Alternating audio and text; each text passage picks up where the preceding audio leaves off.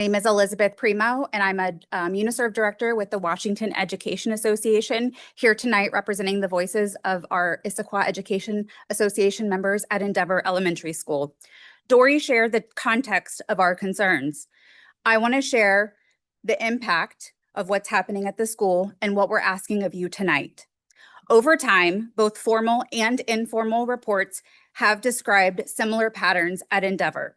The mistreatment of staff and students, the inappropriate verbal and physical interactions, and intimidation and fear of retaliation.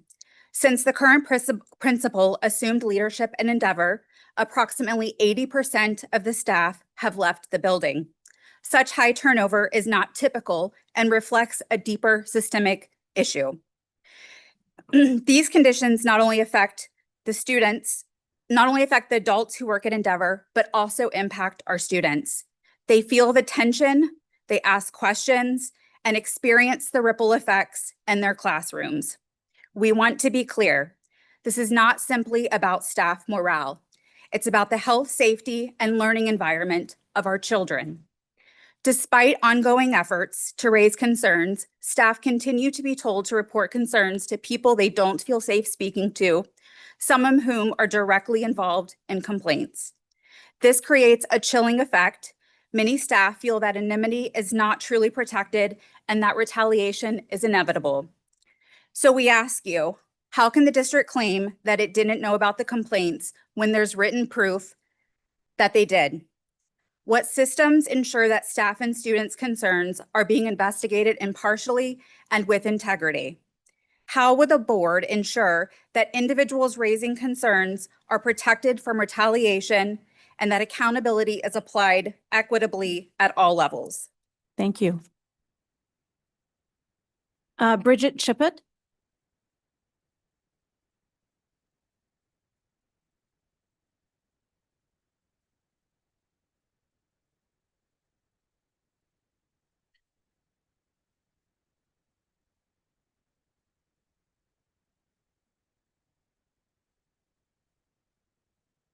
I'm Bridget Chappett, parent of 2 Endeavor students. I'm here to share a petition that was circulated this week. The petition represents the many voices of our community who are deeply concerned by the lack of district communication and action at Endeavor. Within 48 hours, this petition has gained over 543 signatures, including 19 current Endeavor staff members. If anyone here tonight signed the petition and feels comfortable standing, I invite you to stand with me as I read an abridged version of the petition. We, the undersigned, are deeply concerned about ongoing reports of harassment, intimidation, and disruption affecting staff and students at Endeavor Elementary. These issues directly impact the safety and well-being of both educators and students, and they undermine the school's learning environment. We respectfully call on the district to take 2 immediate steps. First, communicate current safety measures. Share what monitoring and safety protocols are in place at Endeavor, along with the metrics being used to assess staff and student safety and overall school climate. Second, commission an independent investigation and launch a third-party review into safety concerns and harassment allegations. In addition to reviewing the allegations outlined in the existing lawsuit, external investigators should speak directly with on-campus staff to ensure that their current work environment is safe, respectful, and free from harassment. Over 540 community members stand with our teachers, and we all agree that we should put into practice the same values our kids hear every day at school: respect, responsibility, safety, and being a learner. All these things should be happening at Endeavor and are not. Thank you. Thank you.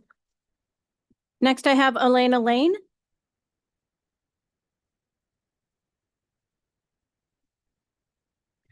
Good evening. My name is Alina Lane, and I am the proud mama of a first grader at Endeavor, a school we love deeply. I stand here not just as a concerned parent, but as a voice for our dedicated staff and students. who are facing a toxic environment. The ongoing litigation has left our educators feeling scared and unsupported. It baffles me that issues of sexual harassment in a toxic workplace can linger unresolved, while matters like football playing time can be handled in a matter of days. We are prioritizing sports over the safety and well-being of our staff and students. Why are we so quick to act on athletic concerns, yet remain stagnant when it comes to protecting our teachers and students from harassment and fear? We often hear about our district's impressive test scores and accolades, yet it feels hollow when we have not made the same commitment to fostering a safe and supportive environment.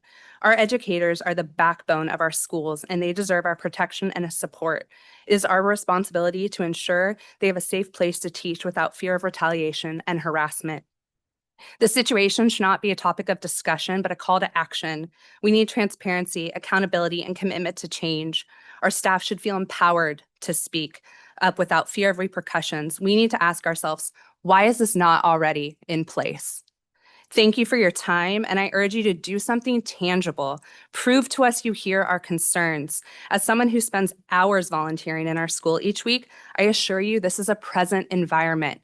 This is not of the past. Finally, a note to our teachers. We care deeply about you, or we would not be advocating like this. We know many of you are torn what to do next and where to provide your amazing skills. We hope you will stick with us. We will continue to advocate for you. Please stick with our kiddos. They are so lucky to have you. Thank you. Thank you. And then Durga Lakshmi.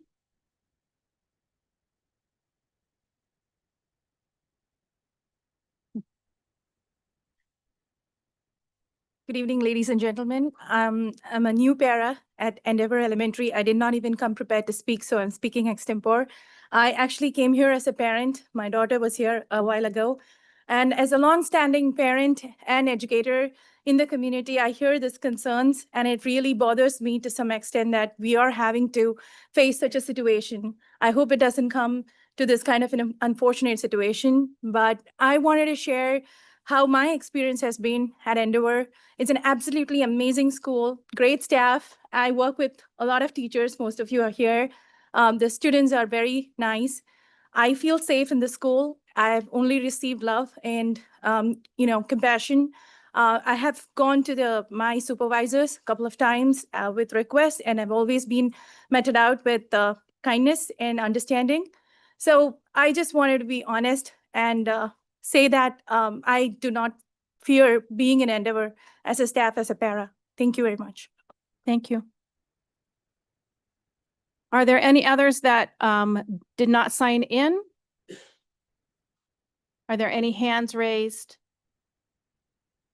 Oh. Feel free.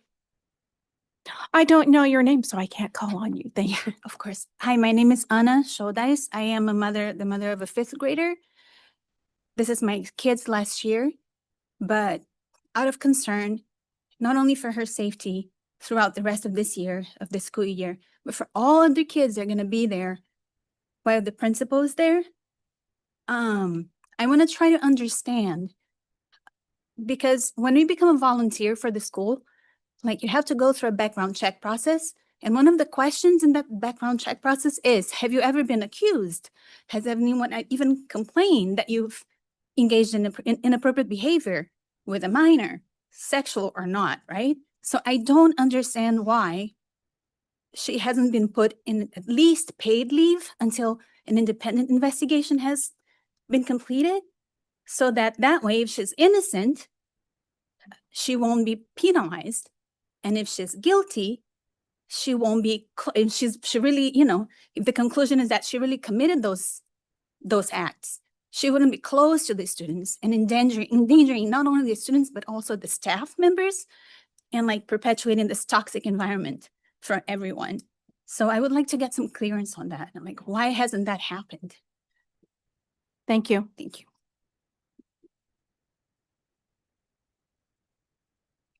Any others on Zoom? Yes. Emily. Thank you. My name is Erin Marsh. Board, I introduced myself to you, so it's nice to finally meet you. I sent out a lot of emails without responses. So I think it's important that you actually see my face and take accountability for not responding and keeping the staff and students safe like you promised to. Something I was not able to do as I left Endeavor Elementary was to properly say goodbye to my teachers and my students. I couldn't tell them why I was leaving because I was not provided one. And I had students that wrote letters to the board. I sent hard copies. I sent them through my email. And what they felt is defeat. And I want them to know, and if there's any students out here that are watching on YouTube or are seeing this in the stands, that I want you to know that your voices were heard. You are not defeated, and that it is important that you are able to stand up. And it's important to stand up against what's wrong and what we teach as staff to kids about what to do when there are bully situations is to stand up, hear your voice, protect the good. And so especially my Merlin students who took so much, Mulvaney, Shoup, you tell those kids how much I love them. I want them to know their voices counted. They were not defeated, and they should be proud of themselves. And the lesson that they learned through this is something I could have never taught them in the gym. So thank you, Endeavor staff. I love you. I miss you. Thank you for the parents who have supported us. It's been a very hard, long journey, but I've always said good wins in the end, and it will. Thank you. Thank you. Seeing no more public comment, we will go to the next agenda item. Oh, I do see a hand raised in the online. Okay, can you please turn on your camera? And you should be able to turn on your camera as well. Okay, can you hear me? Yes, but we can't see you. And so until we see you.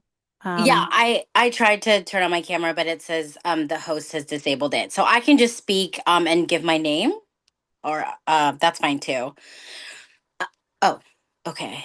Started. Hi. So thank Um, you. Hello. Hi, yes, my name is Mindy Money.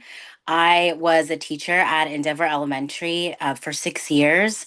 And I spent my first year there at Endeavor with the current principal. And I want to thank you for allowing us to speak and just for your support and really just ask for communication on behalf of the teachers, but more like my wish for what I wish we had when I was still there. I couldn't stay for my own personal reasons because the environment in that first year was too much for me to handle. It's too toxic, and it sounds like, unfortunately, time hasn't healed that.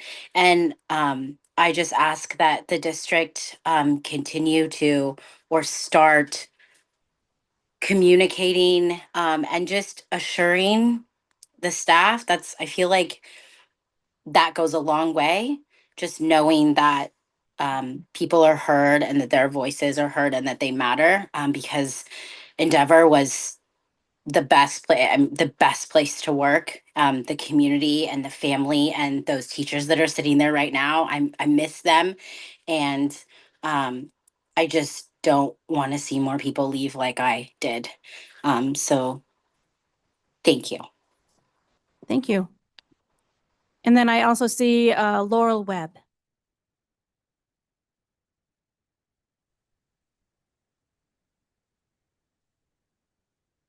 Okay. Hi, good evening. My name is Laurel Webb, and I'm a parent of a Liberty High School student. Tonight, I'm asking the board to take a minute and pause and reflect on the words that have been communicated this evening. To reset and to look closely at whether your own systems and policies are being applied as you intended when you adopted them. Your policies are sound. The gap lies in alignment and consistency across schools. This is not about management decisions or new initiatives. It's about governance, about ensuring that all students' access are reflected in what policies you've already set. Compliance is not about access. Systems only work when they serve students in real time. At the end of the day, the law follows what a plan does, not what it is called. Thank you. Thank you. Are there any other hands raised in the house?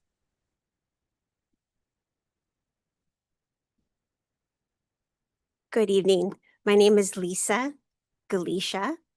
I am currently a substitute teacher in the Issaquah School District, which I absolutely love and am honored to be part of this community. I am also a prior second grade teacher at Cougar Ridge Elementary School, and I'm also a prior parent of 2 students of my girls who went through Endeavor. I'm also a prior volunteer, board member at the school. This isn't about me, but I want you to understand the perspective where I'm coming from many hats I have worn. This school is beloved. Start getting ready for night. Absolutely beloved school. I've been to so many different places as a substitute and as the things I just said, and Endeavor is my favorite, like favorite. I've also taught in the Seattle School District at 4 different schools. Endeavor, there's nothing like it. And the reason why is because of the staff. The teachers are welcoming, organized. I cannot tell you how thoughtful lesson plans are. I can walk into any one of their classrooms and feel like I am actually teaching. And that's a big thing to say. I am horrified that nothing has been done. Speaking to you as a current employee, as a substitute teacher, how do you tell me I am safe to go substitute here? I have not been communicated with by the substitute office.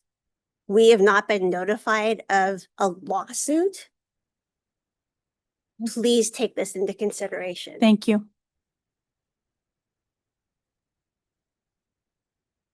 Okay, with that, we will be closing public comment and move on to the approval of our consent agenda. And I understand if you don't want to stay for the rest of our meeting, so you are welcome. Thank you so much for showing up. Thank you for your input. We do appreciate it.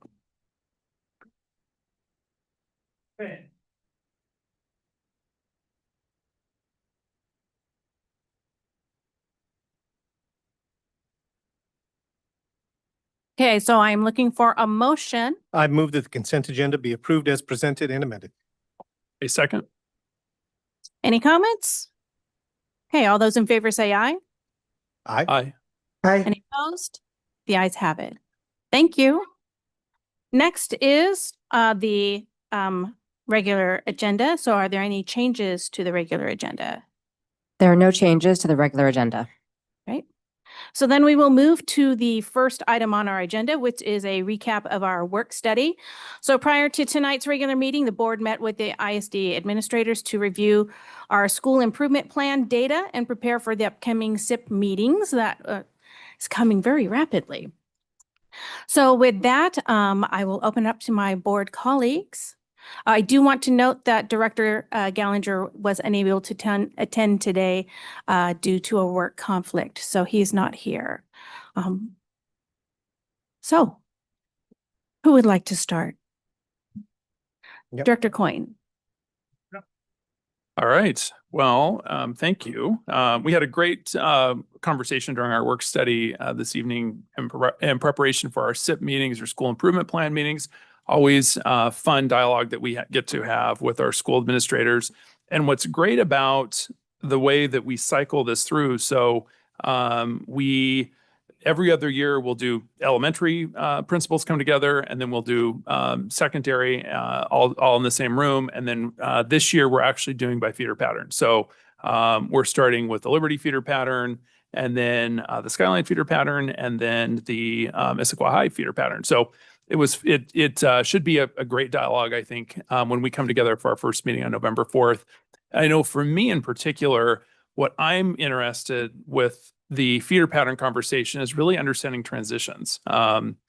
Understanding kindergarten readiness, really the transition from fifth grade to middle school, and then from middle school to high school, and really seeing a dialogue between all of our principals around how that works, how they work collectively to prepare students.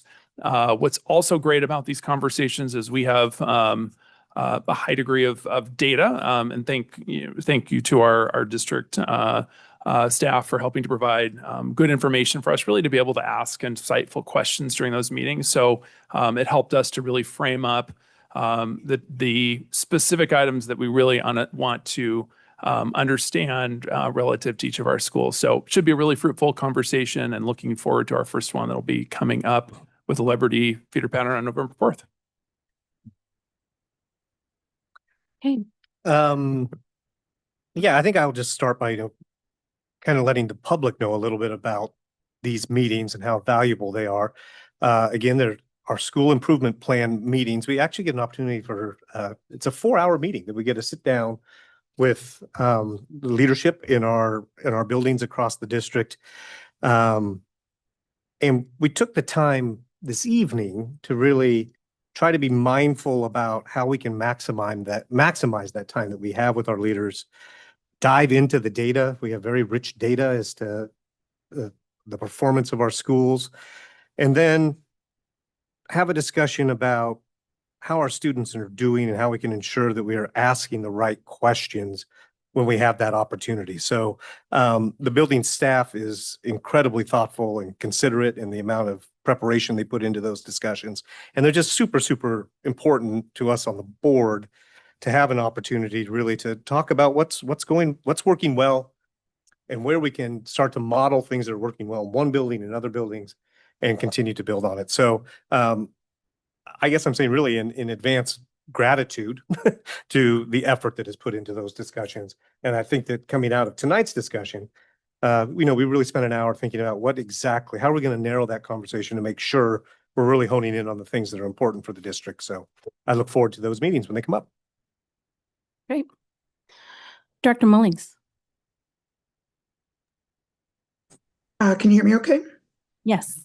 Wonderful.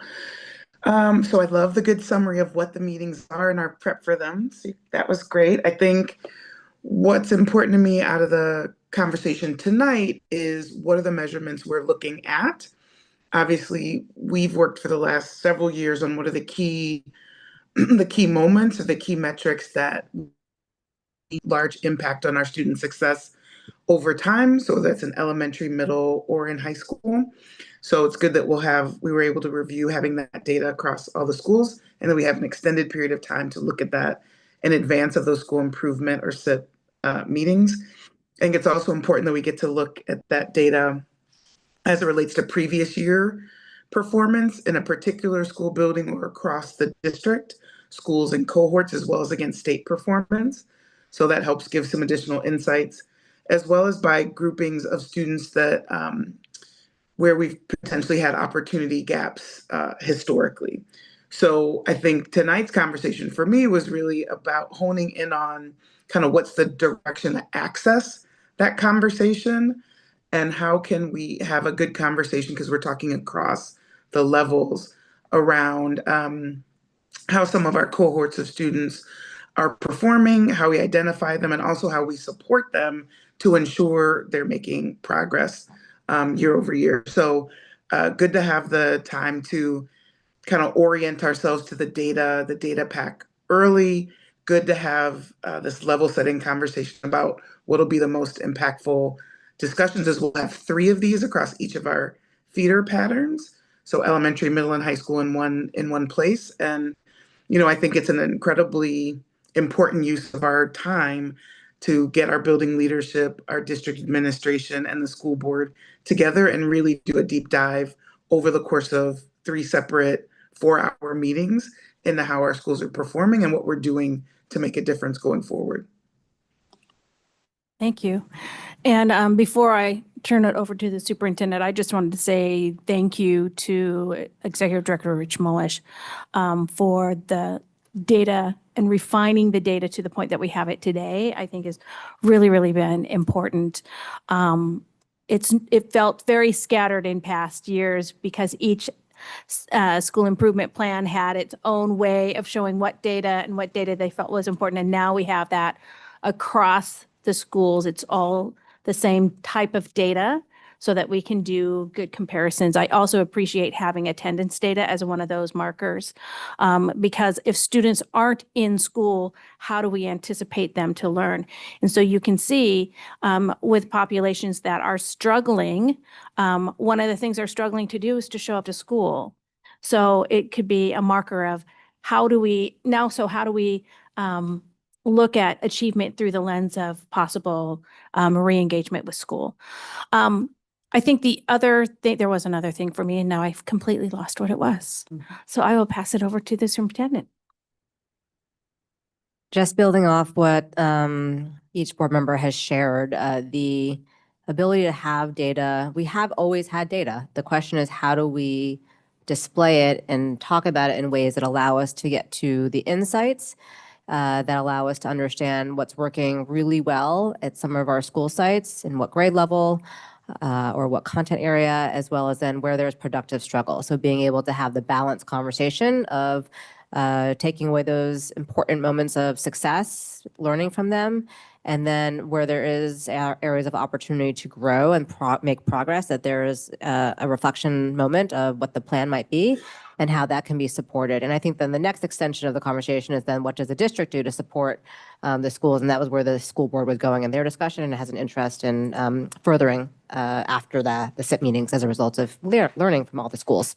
So it was a great conversation. Thank you. And I did want to wrap up by saying I remember what my last point was. It's not every school does their school improvement plans this way. Oftentimes some districts don't have as many schools as we do. So they're able to look at those school improvement plans at a single meeting of the board. But in most cases, they review it from the dais and talk about it amongst themselves rather than what we do. And so much to the point that Director Gallinger has gotten us in to be able to do a class at the Washington State School Directors Association annual conference this year. So we'll talk about our process with our school improvement plans and the conversations that it brings. Because I think that's the governmental oversight, right? Great, we received this data, we hear what the schools are doing, but we as a board need to also have a conversation. How is this aligning with our strategic plan? How does this align to us reaching the results that we have listed in our policies? So really excited about being able to share with other districts the good work that gets done in Issaquah. Great. So next on our agenda is works in progress. Superintendent, what wonderful things are happening in our district? Great. Well, thank you. Well, the first thing is, as a result of the last meeting where the school board voted to put the series of 3 levies on the ballot for February 2026. We've been able to start our preparation process and also have an early engagement with the PTSA Executive Council, as well as the presidents from across the schools at every single school in the district. And President Meraldo was there as well. So it was a great opportunity to start to get them to understand what process we went through, what the elements were, and that really the goal that the board had charged the committee with and me with and my team with was to keep a stable and predictable tax rate. And that was what we came back with as a recommendation. And that the goal was to also renew and support and sustain the excellent programs that we do have across the district, with an emphasis on student well-being and mental health in particular.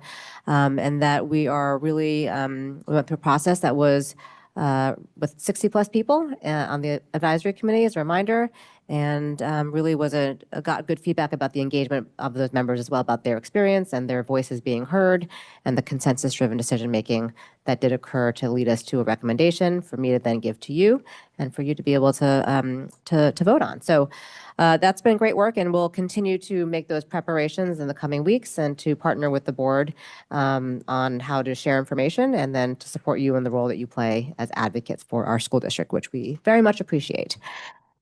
We have also been continuing the work on a very important joint effort as well on the profile of a graduate and what those durable skills as part of the profile are and the dialogue that can be had with our community. The school board does have 2 board town halls to engage with the larger community on this.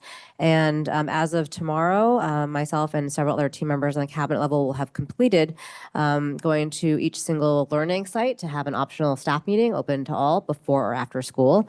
And that's been a great engagement opportunity just to dialogue around. This is the things that we hope to be true for our young people that are in accordance with the results, the district goals, and how we can make those skills much more concrete that also meet the needs of employers, but also the aspirations of our young people and their families about what our kids can do that's content agnostic in the world as we hope that they will thrive. So that's been exciting work.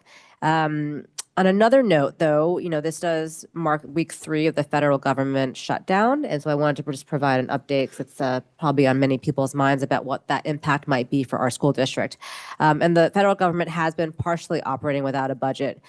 So we don't currently see an impact to our district. However, I know if Congress has not adopted a budget or continuing resolution by the end of October, and then by beginning November 1st, there are going to be impacts to basic food benefits, such as the Supplemental Nutrition Assistance Program and Food Assistance Program. This actually does not apply to our district, but it does come up as a question. So I wanted to make sure that that was known to the board and to the public as part of this update, and that many neighboring districts will have and see an impact as their community members do rely very heavily on those programs.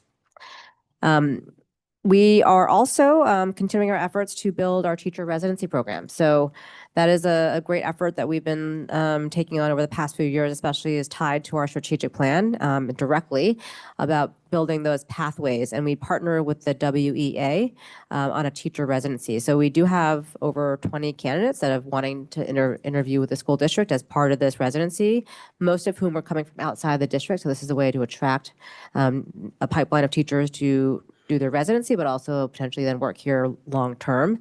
And so we unfortunately can't take all candidates because there's limitations on our capacity and our resources, but we're really excited about that. And those interviews will be happening over the next week. So that's pretty exciting as well.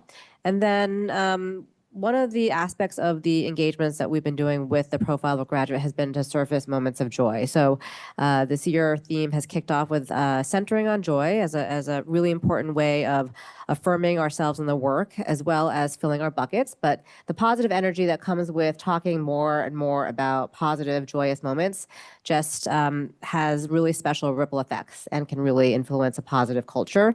And so a couple moments of joy I've heard include many of actually our PTSA members feeling grateful for the incredible volunteer peers across the district that provide countless hours of support for our students and our schools. And that's an incredible space for them to continue to build friendships, but also colleagues, right? Future in the work. I've heard many of our teachers say this has been the best start of the school year in some of their schools, and they've been really excited about that. I've heard moments of joy where our teachers are talking about the moments where they have just incredible, powerful conversations with their students about learning and engaging with families, especially at the kindergarten level where they have family conferences before the school year starts. And then many of our teachers are just excited. There have been new staff members and new administrators in some of our buildings, and they feel like that, chapter turning has been a positive one. So those transitions for us, as we think about where people are migrating in and out of seats and succession planning, has been reflected back to us in positive ways. So with that, I'll end on a couple of those moments of joy, and there's so much great stuff happening. So thank you. Great. Thank you. Well, a moment of joy is coming forward now. Capital projects update. Good evening, everyone. Tom Mullins, Director of Capital Projects for a Capital Projects update. This will be the final, there we go. Be the final status update on the 2018 levy project unless specifically asked later. Present status on the 22 levy, update on larger general fund projects, outline the status of active grant efforts, a little bit on the upcoming Capital Projects Oversight Committee meeting in December, and then share the latest updates on the new high school project. All 2018 levy projects are complete or substantially complete, with the exception of Challenger Elementary School and Newcastle Elementary School HVAC recommissioning, which we've talked about. And a reserve is set up to complete those two projects when and should the need arise. 22 levy status work continues on an as-needed basis to cover items on that critical repairs list, and that'll cover us between now and the end of the 4-year levy cycle, which is in 2026. Some new grant opportunity with OSPI. It's another indoor air quality grant that helped fund retro commissioning, similar to what we did over at Issaquah High School and potentially for both Skyline and Liberty High Schools. OSPI is currently reviewing the grant applications, and we'd expect to hear by the end of this month as to whether we were awarded all or part of the funds. We applied for quite a bit, and fingers crossed that we get all or part. Our Commerce Energy Grant is going well. We're just wrapping up a few last items. There were things that were on order, equipment that was on order that took longer than expected. We're gonna still looking at wrapping up in mid-November. And then the Department of Ecology EV bus grant up at the Plateau Transportation Center. We appear to have gotten over the hurdle of that we did with the manufacturer, and now we're just trying to get them to come out and commission the equipment. We've come to an agreement and just trying to get them scheduled and out. We'll keep you up to date as that equipment comes online and those buses can be charged. Capital Projects Oversight Committee, the next meeting is December 16th. We're going to include a presentation by the design build team that's doing the new high school. We'll present information on the design build process, how the estimates are arrived at. And we've got we'll do an overview of the actual project estimate. We have one that'll even be more refined then. And then construction market update as well as other general project updates. New high school update. The next major milestone will be the first development commission meeting, which will be held. There's a change to this that I just found out today. It's not Wednesday, November 5th. It will be Wednesday, November 19th. That'll be just 2 weeks later. They needed to a little more time to prep the staff report and prep the development commission. We're still on a target construction start date of March 1st. Still an August 27 opening. And we're continuing to talk with the city staff during this whole process and keep those lines of communication open, and things are positive there. This is the schedule that I do each month to update. It had a slight slip in by 4 days, but went from 1 week to 11 days, but it's not going to affect the overall schedule. And I'll update the development commission meetings when we meet next. This was already out when I found out about the change. Any questions? Are there any questions from board members? I have one. Yes, Director Mullings. In the, I'm curious about the new high school project. Has there been anything that's come up throughout the review? Looks like we've completed now 2 rounds of review that has had any substantive impact on what the design was so far? No substantive changes or hurdles that we had to do to change the project. There's always minor things to pick up here and there, but nothing of any significance that we see that would either delay the project or change the project significantly. Thank you. Then what is the outcome expected from the development committee? Well, they've scheduled the first meeting and then they've held the Wednesday, December 3rd meeting also. So fingers crossed we could be done in one meeting, but they've got the second meeting of December 3rd as the backup. So do they give a recommendation? So what's the outcome? Oh, what will be the outcome will be a recommendation for approval. Okay. Yeah. And that goes to, That's the final, as I understand it, that's the final decision. That doesn't go any further. okay. They recommend approval. You've met all the qualifications. You've done what's needed to be done. So, Okay. yeah. Great. Director Coyne. Tom, I know you'd mentioned this before on the OSPI IAQ grant. For, I guess, what percentage of that, of the total cost would that grant potentially cover? I guess it could come back at any amount, Well,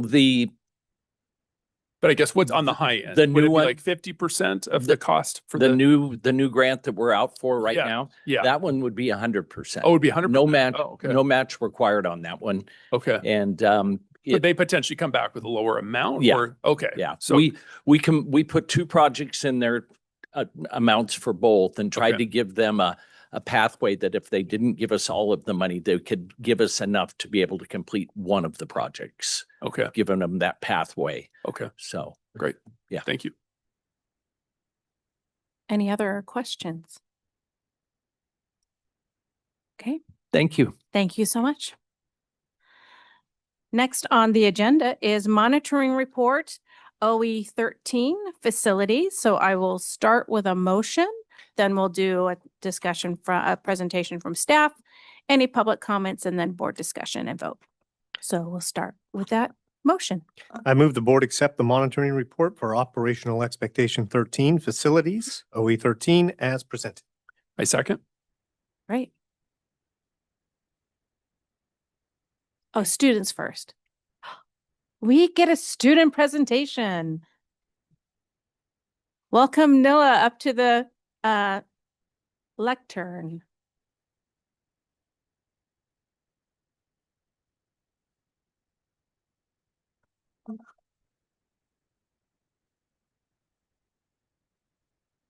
Am I good to start? Yes. Good evening. My name is Nila Natarajan, and I'm an 11th grader and a student representative at Skyline High School. Today, I'm presenting an update on Operational Expectation 13 facilities. This report is based on 190 survey responses to the whole school, which is about 8.6% of Skyline's students, and additional in-person students interviews and conversations, which happen during lunch, before, and after school. Areas where OE 13 standards are being met are that classroom and campus feel safe towards students, staff presence, emergency drills, and building security meets OE 13.1 safety expectations. Gym, theater, and fields are well maintained and accessible for both students and community events, and general building structure is reliable with no major facility hazards reported. These areas show strong compliance with OE 13 requirements. I have three main concerns, though, that were brought up by students through the survey and through the interviews and conversations. The first is hallway accessibility, which is relating to safety and access. Hallways and stairwells, especially near the commons, but really everywhere, are often overcrowded during passing periods. This makes movement stressful and slow for students and can create accessibility challenges for students with mobility needs. Number two is bathroom conditions. This was the most frequently reported issue by students. Bathrooms are often closed off, and when they aren't, broken sinks, missing stall doors, vandalism, odors, and the lack of soap or paper towels often deter students from being able to use the restrooms. Repairs also often take a long time, leading students to feel like the issue is overlooked. The third point is that the temperature and HVAC at Skyline are very irregular. Many classrooms, especially on the first floor and in the portables, are very cold or overheated. Students report that this consistently affects focus, comfort, and learning. Overall, Skyline's facilities meet expectations and support learning. However, improving bathroom maintenance, hallway flow, and temperature consistency would significantly enhance student well-being and align everyday experiences with OE 13. Thank you. Thank you. Okay, now we'll move on to staff.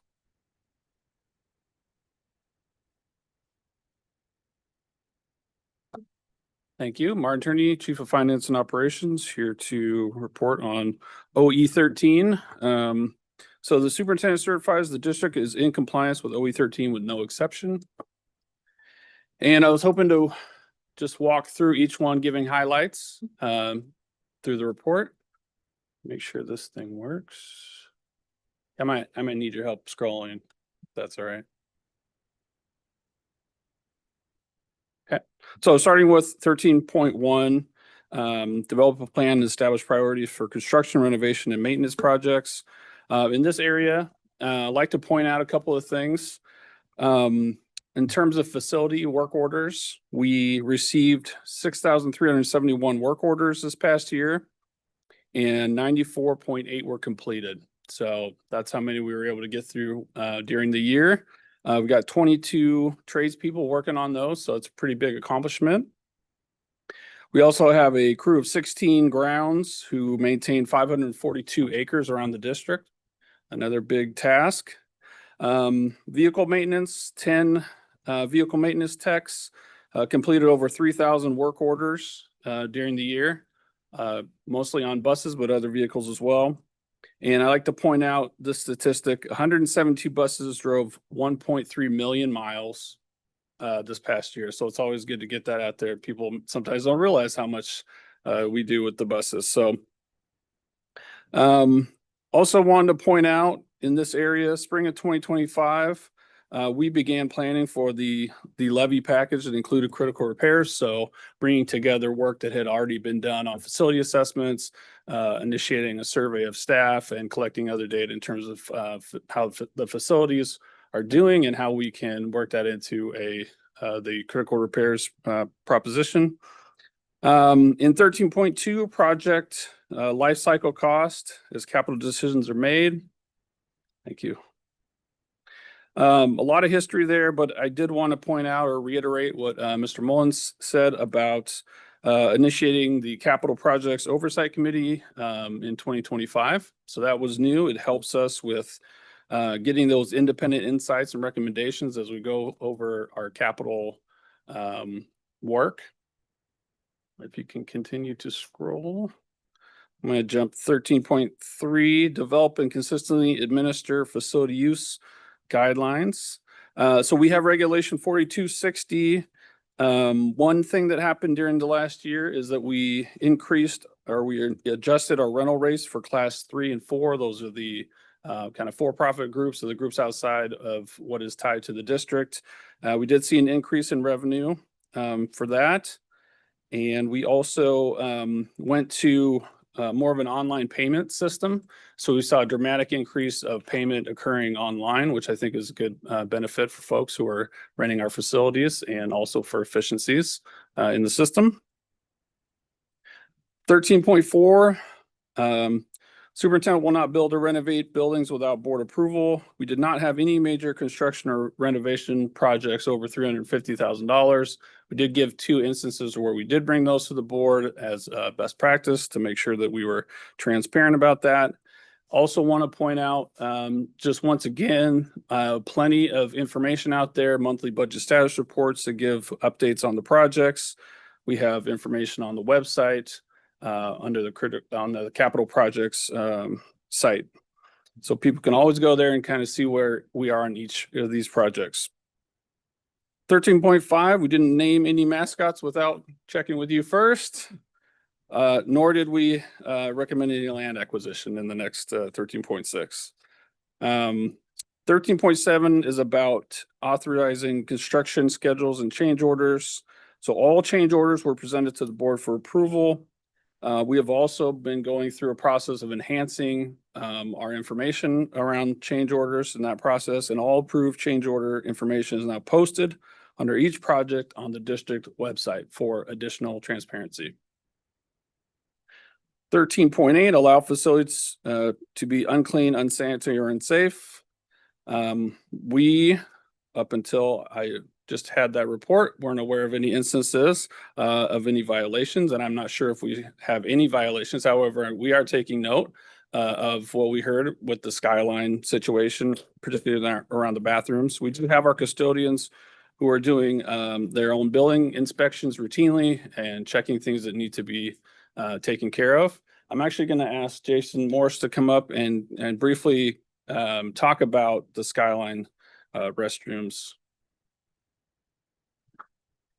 Thank you, Mr. Attorney. Jason Morse, Executive Director of Operations. So this week, Marcel Hauser and I had the opportunity to touch base with our student reps, and I just want to extend a thank you for that report as far as some of the feedback from Skyline High School. I want to assure our students and our board that immediately following that meeting, I did follow up regarding the concerns that were expressed. I can't do a lot about the overcrowding in the hallways or in the stairwells, but the restroom situation, I did work with my team. We identified there were some documented vandalism concerns that were addressed, although I would suspect by the nature of what took place, it probably did take a day or two for those bathrooms to come back online. And so being closed does not surprise me. However, they were returned to operational conditions. We did a check in our work order system and did not have the work orders. So clearly those concerns had not made it to an adult in the building to put the work order in and or were missed by our staff as they do their inspections. I had our director of custodial inspect the entire building, all the bathrooms, and those conditions that were reported, to my understanding, have been rectified yesterday. By the afternoon. So we did locate a couple faucets exactly as the report read and had those fixed. And we did some additional training on our systems to make sure those things are reported proactively and not having to hear them from our students and then respond to them at that time. But I did want to reassure the board and the students that we did follow up immediately on that, and we'll work on making sure that those systems are running smoothly. So we hit it proactively. Great. Thank you, Jason. And finally, 13.9 has to do with use of facilities. So one of the highlights I wanted to point out here was how we were able to reopen the theaters in full for use over the past year. So some statistics, school usage of our theaters went up from 9,297 hours to 13,202 hours as we had more staff there to help with the access. And then, of course, the community usage from the prior year was very low, 18 hours. That has gone up to 129 hours and growing. So now that we have full use theaters, we're able to rent them out. And I think that's a success from the past year. The last thing is we've been tracking for the last 2-3 years now, utilization. And so as you can see, the percentage of our buildings being utilized is 96.1% for the past year, almost the same as the prior year. So as you can see, we have a lot of use in our buildings, not just for the typical use and the school use, but also for facilities use. So there's plenty of activity being done in those buildings and they're being utilized. In some cases, that means we run out of space and we can't accommodate everybody, but it's good to know that they're getting good use. And that concludes the highlights for me. Are there any questions? Yes, Director Taylor. Actually, I'm going to start with a comment and then I have two questions. I just want to note, I think as a district, we have really beautiful facilities that we can be very, very proud of. But in order to maintain those facilities, the district has to plan for preventative maintenance of those structures. So I mention that only because we are, again, dependent on local funding. That is the model in the state of Washington to keep the upkeep of our buildings. And as we're getting closer to a levy now in February, I just want to remind the community, if we want to continue to have these facilities to our disposal, we have got to fund at a local level in order to do that. And just to put that in a little bit of context, if we go to these utilization hours, I found this very, very interesting. 44,000 hours of use, 96% available hours of our buildings, nearly 40% of that is utilized by the community. Not necessarily during school hours, but for other community needs. So our whole community is really benefiting from our facility. So I just hope people will take a moment to think about that and let that sink in as to how important our schools are to our communities. With that in mind, I just have a quick question. In 2023, the report notes that the district commissioned a detailed facilities assessment. And that was used partly for the levy planning in 2026. I'm curious, are there plans moving forward to do another such assessment? So that was really in preparation for the bond. For the bond. Yep. Okay. And so what was good about that is that we had quite a few years worth of information on, it beyond a 4-year window. So I think, yes, as we get into the next 4-year cycle and hopefully we pass these critical repairs, we would need to go through an updating of that as we complete those projects. But we got so much information out of that forward look that it's going to be good for a couple of years for us probably. Good baseline. So we do it again. Yep. Okay, and then my second question is a minor point, but I'm curious. On page 4, there's the statistics around booking and usage comparison. And it says the class 4 bookings slightly declined, but they went from 932 down to 587, which to me seems more than slightly. I'm just curious as to why. Do we know? Is it a cost issue because the rates went up, or do we not have any indication why that might be? Yeah, it is. Let me see here. What I'm looking at is I'm looking at the usage by the districts, because sometimes what happens is as we have more usage ourselves, it kind of pushes. So the further down you go, you have less capacity for those groups. So the class 4 sometimes are the groups that kind of get squeezed out. That makes sense. That sound about right, Jason? Yeah. Okay, thank you. And then the last thing I'm going to say is I did not know we had volunteers taking care of our flower beds. That's great. Love that. Thank you to those people. Director Coyne. Thank you both. Oh, can you hear me? Thank you both for the update. And Jason, thank you. You answered all my questions on the bathrooms at Skyline and Noah. Thank you for your presentation too. I do hear that on a relatively frequent basis that the bathrooms there could use some improvement. I think I just want to acknowledge the work that Martin and Jason do and the entire team, because it's a bit of a game of whack-a-mole. You hear one thing and you don't know about something else, and then something new comes up the next day. So thank you. You are very, very responsive to everything. So I want to acknowledge that too. I guess a question that I do have in terms of just, I guess, going back to the restroom question and really tracking the cause of that and specifically vandalism. Do we have any tracking on that? Are we seeing that there's ways to prevent that from happening? Because that's the root cause. I mean, and it boggles my mind why students would choose to vandalize a bathroom, because there's a specific need for those, but I don't know. Would you weigh in on that a little bit? Yes, Jason Morse, Exec Director of Operations. Director Coyne, thank you for that question. I feel like I stand in a bit of a unique role here because I'm a former building principal for not quite a decade and a former assistant principal. And so I feel like I've been on both sides of this coin. I would articulate that our building administration staff and our safety and security staff in buildings where they operate are very proactive. So most of our areas where we kind of have a suspicion where supervision may be more challenging, such as a restroom. Obviously, we don't put video cameras or security in there, but we do try to place them in areas where we can track. If something happened, we can try to get a time on it, and then we can observe security camera footage and follow up. That takes a tremendous amount of work, but in general, by and large, our admin teams, our safety and security teams do a phenomenal job of running that down.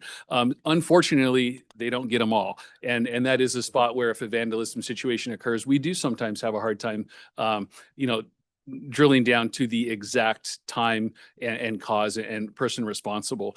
If we are able to work with, someone who's responsible, we take the appropriate steps, obviously, for consequences and restitution if necessary. So I would say, from my experience, I think we do a very good job, but we don't get them all. And in one of the biggest things is having student reps and student building culture where they have ownership and pride in that school. And that's something our staffs really develop with our kids. That goes a long ways. Just continuing to remind students, this is their building, this is a community space, take care of it, be proud of it. I think that's probably our best methodology, in addition to being very vigilant and trying to follow up when we possibly can. But sometimes we just don't. We don't get them. No, makes sense. No, thank you very much. That's for that. a great question. I appreciate Yeah, that. no, thank you for that perspective. And then lastly, I'll just tack on to what Director Taylor said, and just again, this idea that really our schools are the heart of our communities, and they play a big role in the communities that we live in. And so again, it's really good to highlight how many of our community members are using our schools. And it's great to see that, and great to see that they're open and available for that too. So thank you. Any comments, Director Mullings? Yes, thank you. Very thorough report, and I definitely like seeing the utilization, all up building utilization at the end. I know that's a question that comes up all the time about public use, the public being able to have access to our building spaces. So I love having that spelled out this clearly. I think the only other areas that I maybe still get questions about, or I will hear people asking questions about, that may be included but maybe isn't jumping out to me, is the usage of the tracks, like the tracks around middle and high school, as well as playgrounds around elementary, and I guess a sense that there's limited access to the public on weekends as an example. So is there specific, I guess, policies around those items that we could also talk through? Sure. So the question is about usage of tracks and availability. Our practice is to, after, school's out and we're no longer utilizing them for, say, before and after school, those playgrounds should be open. There are times when we have fields that have tracks that there are folks who have rented the field. But in those cases, if the track's available, they should be able to utilize that at the same time. I know it's not perfect. I think sometimes they can run into a locked gate or the wrong lock gate and not know that another entrance is available. But I think we have been, and particularly in the last few years, trying to make a concerted effort to make everything available to the public after hours and when we don't have students in. Want to add anything? Yeah. Director Mullings, thank you for your question. We do have a system in place as well at our secondary schools, and it's important for the community to know this. High schools and middle schools, when those tracks are not in use by a group that rented the space, there is a process in place where community members can work with the individual school for a modest deposit. They can actually check out a key to access those track spaces on weekends and on off hours. And I would say that's also the case for our tennis courts. The community member there's a process. I believe it's a driver's license and a small deposit, and they can obtain a key to access those spaces during off hours should they be locked, like on a weekend or evening or something like that. That is great. I guess, is that something that we've communicated recently or periodically? Because that may be an opportunity to share that information again. Yeah, absolutely. I think we could probably work with our communications department and put that out, and maybe just echo, that we have a lot of community use, and we're proud of that, and those opportunities are open. I can work with ComSol. Thank you. Thank you. Any comments from our students or questions? Is there any public comment?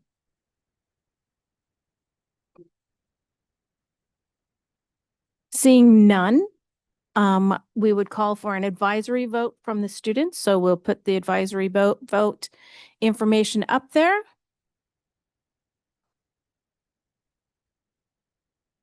So you should have the link to the Mentee.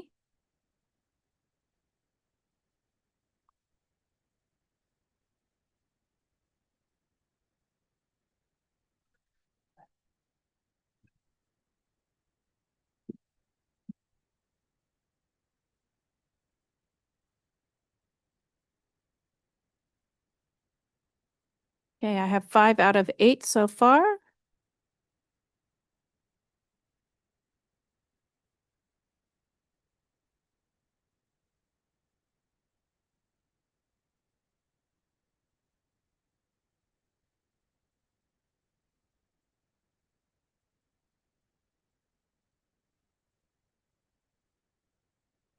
There we go. Does anyone need more time?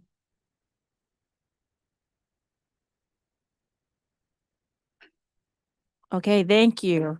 So it looks like we have a unanimous vote. I do want to say that this was a great opportunity to hear from a student and see the impact of the work that we give you. So as a student rep, being able to keep your eyes and ears on what's going on in your schools is very important. And also, if you hear about that from the schools that feed into your high school, would be really important to know. So I think it's a great example of why student voice is important. With that, I will call for the vote for the board. All those in favor signify by saying aye. Aye. Aye. Aye. And opposed? The ayes have it. Thank you so much. So the next item on our agenda is a district update on technology and information.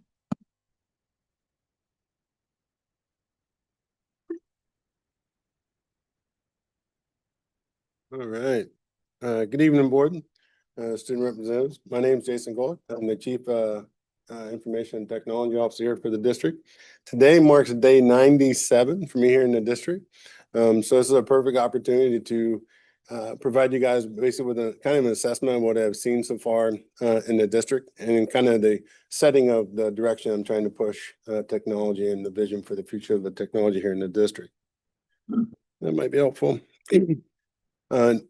Clicker. Nope, wrong. It shouldn't be that slide, should. Yeah. All right, we're gonna go with it. It doesn't feel like it's right. The slide should be about my experience.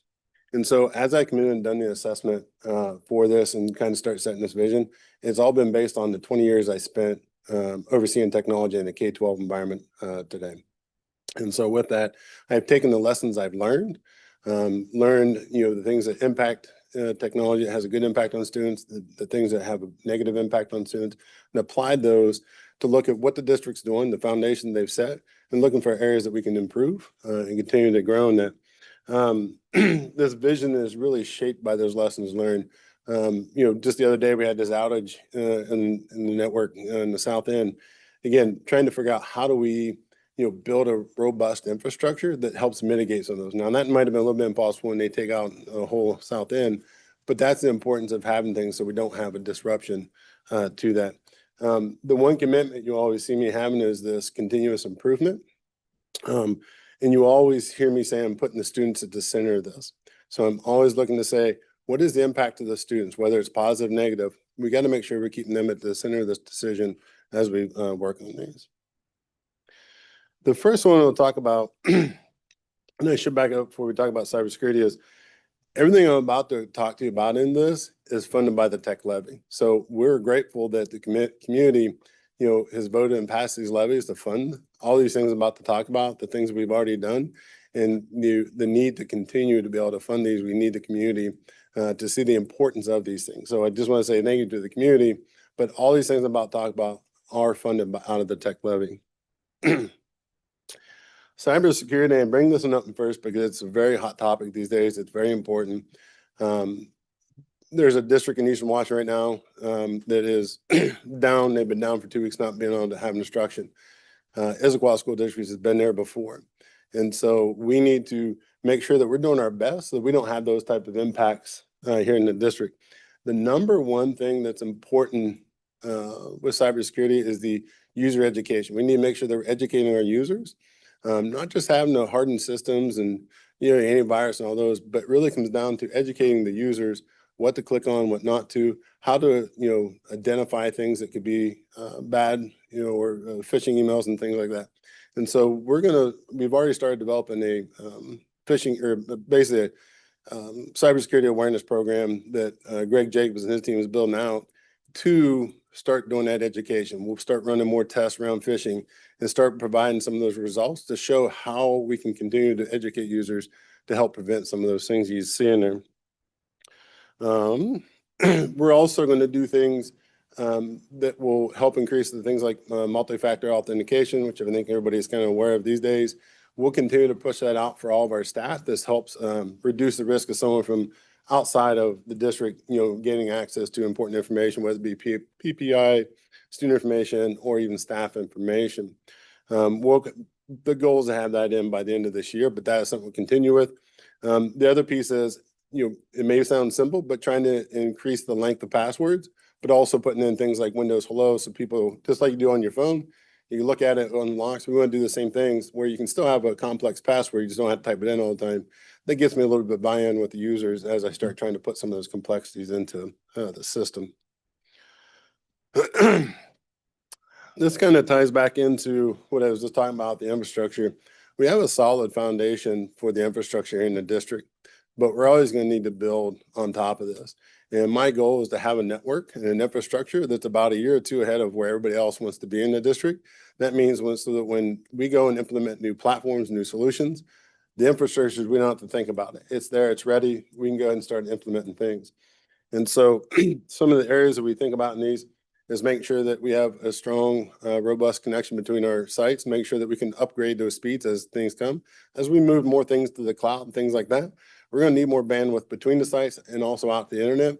Looking at things, do we need 2 ISP connections so the one goes down or we have problems, that we can still operate. And so, as we become more dependent on the technology and the access to it, I have to make sure that we have a robust infrastructure so that we can continue to operate even when we do see blips. The goal is that I'm not a barrier in any blip we have, that nobody would see it, and we have a robust redundancy in place. One of the key things we're looking at is looking at new infrastructure software that has AI powered pieces of it. Again, these would be things that can help us do more troubleshooting. Has the ability to do a lot of the troubleshooting for us. So when we get in there, it can reduce that downtime to, half the time that may be what we see now for things that are district caused versus things that I can't have no control over from Comcast and some of those others. Moving on to from infrastructure, this is another one I'd like to talk about is the student experience. And so as I was preparing OE15, if talking to student reps a little bit and talking to some of the others, one of the things you start hearing about is the devices, how it runs, the speed and those things. And those things are all actually true. You're going to have that. There's systems we put in place that, kind of impact some of that from safety and security. But the one thing we haven't really done is gone and gotten student voice. And so what I'm planning on doing, I started working on right now, is we're trying to identify devices we'll use. We'll purchase enough to do pilots with at least 90 different students at the secondary. So we're focused on the secondary. Have them run through 30 days on each device, give me feedback, do another device, do another device. So at the end, we're getting their feedback. We're meeting their requirements, what's important to them. As we was talking a couple of weeks ago, they would like to have touch on their screens. They'd like to have digital inking. Those are things that we can look for and put in the next platform.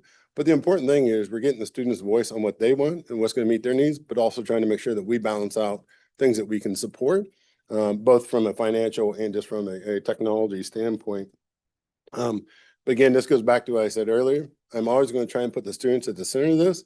And this is one way of doing it and letting them have voice in a device that best meets their needs. Here's another favorite topic for everybody is artificial intelligence. The district has already made a lot of great progress in here. We've done a lot of great things. We started working last year with Colleague AI, pushing that out to staff. Looking to see how we can start rolling that out to students. I was just reading on Colleague AI's website from a newsletter they had about having their AI tutor and how it can help, tutor their students and have connections back to the staff. The good thing about something like Colleague AI, it already has some of those safety pieces in there that monitor. So if a kid is starting to see some, distress in a student or anxiety, the system can start detecting some of those and start alerting the same way we do with some of the other things like Gaggle and our internet filters. It has that ability to do that. And so it gives us this opportunity as we do AI throughout the district. We're taking this approach where we're trying to make sure we get everything put in place. So put in our guidelines and make sure we're doing this in an ethical way. We're making sure, again, we need to be talking to students, get their impact, figure out how do they want to use AI? How are they using it? How do they see themselves using it? Again, making sure we're working with staff, understand what their concerns are, how do we address those? The way I look at AI, it's just another tool for a student to be able to get deeper learning into any type of subject matter they want, if it's used properly. And then we'll continue to work with our partnerships through AI. We have the GSV ASU one. We have COSIN, which is another national one. And then with Microsoft, they're continuing to roll out things. And they just launched their Microsoft Elevate, which will give students access to Copilot as well. So again, we have to figure out how do we roll these out in a safe, usable way versus just flipping the switch on. We're trying to do it in a very thoughtful way throughout.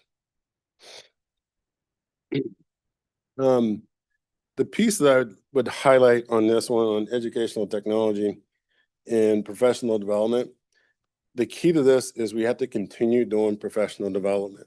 I can't just give somebody something and expect them to know how to use it. I can't expect them to train them once and they will remember. We have to build tiered training. So I had to put in different tiers of 101, 201, 301. And this goes not just from, colleague AI or Canvas. This is down to how to use Word, Excel, PowerPoint, all these tools that we can put out there and provide additional training. But professional development is key if we want to utilize these tools to the best of their abilities and make sure that staff have that support. But this also goes for students. How are we making sure that they understand how to use these tools? So when they go off and go into the workforce, they understand how they work, again, from whether it be Word, creating a presentation, OneNote, Excel, some of these other things, email, how to craft emails and draft things and, schedule meetings and things that we do on a regular basis as adults. How do we ensure that they'll have those skill sets as they move forward as well? The next one that I started working on pretty much since I hit the ground here was evaluating what we're doing for data analysis. So data warehouse, it really comes back to doing data-driven decisions in real time. The district currently has a data warehouse. We're in the process of bringing on a data engineer to help expand out what we do in that area. Again, having someone help define data definitions, help define what visualizations, working with customers, what do they need? What does the board need? What does the superintendent need from a data standpoint? We're always going to have some type of data warehouse. Most likely, either we stay with the vendor we have now, we may have to find a different vendor. But this, again, we put money into the upcoming levy to help us continue to build this, expand this, and to pull as much data. We do a lot of stuff right now with student data. Ideally, we want to see a lot more financial data getting brought into this as well. So now you can start looking at things from a financial standpoint, student impact, student outcomes, and things like that. That's down the road, but we have to start with the foundation and continue building. Again, we've already been doing a lot of great work. You guys have seen some of the visualizations that Rich and his team has done. We're going to continue to build on that. Again, hopefully the goal is just to continue to improve and get you the data you need to make your decisions, whether it's the board members, district leaders, or just people in the classroom. My next one is customer service. I bring this into the end because everything I talk about, if I don't provide support to our customers, it doesn't matter what I do, they're going to run into issues, they're going to need help. And so for me, again, I'm putting the customer at the center, whether it be a student, staff member, or whatever. Some of the things I talked about was in the message or the report I delivered was coming up with like a unified ticketing system. The importance of stuff like that is that as people start putting tickets in, I can start watching trends. This goes back to data warehouse and data trends. I can identify issues that, oh, we may need to do more training. We may need to get some type of different hardware, a different solution. This all goes back to it, but also gives me the ability to see how well we're doing. I love running surveys to see what customers think. What am I doing wrong? How can I improve? The only way I can do that is by getting their feedback and be able to make those adjustments within the department so that we are back to supporting our customers and make sure that they're feeling supported, utilizing these technology. And again, it goes professional development, goes making sure the infrastructure is there, the hardware, and all these things. We have to wrap it around with customer service so that the staff are supported, students are supported, community supported when it comes around with technology. So to me, what does success look like? To me, and this is the thing I've always said about technology is if I've been in the K-12 environment is I want to remove technology as a barrier. So a lot of times when I go somewhere or go see something, technology is that barrier. It's keeping a student from doing something. It's keeping a staff member from doing something. It doesn't work. We don't have access. There's not enough of it. My goal is to make sure that no one can say technology is that barrier. They've had the training on how to use it, that it's working as expected, and it ends up being like a light switch. You can go and turn it on, and it's there and it's working, and people are able to do what they need to do. Students are learning, staff are able, teachers are able to teach and things like that. And so I like to look at this technology as becoming a bridge and not a barrier to the student learning. And so that is that key piece. When I can get that and I can visually see this in the district and happening, I'll know that we've had success. I do have some other things in there, but it really would come down to is technology not being the barrier and is actually help moving our goals forward. And so with that, I'll open it up to some questions. First, I'll remember this time for public input. Is there any? Oh, that's the next one. See, I don't know why they have me running these meetings. So I'll open that up to comments from the board, and Dr. Coyne, you're next to me and I can see you already have notes, so I'll call on you first. I highlighted my notes here.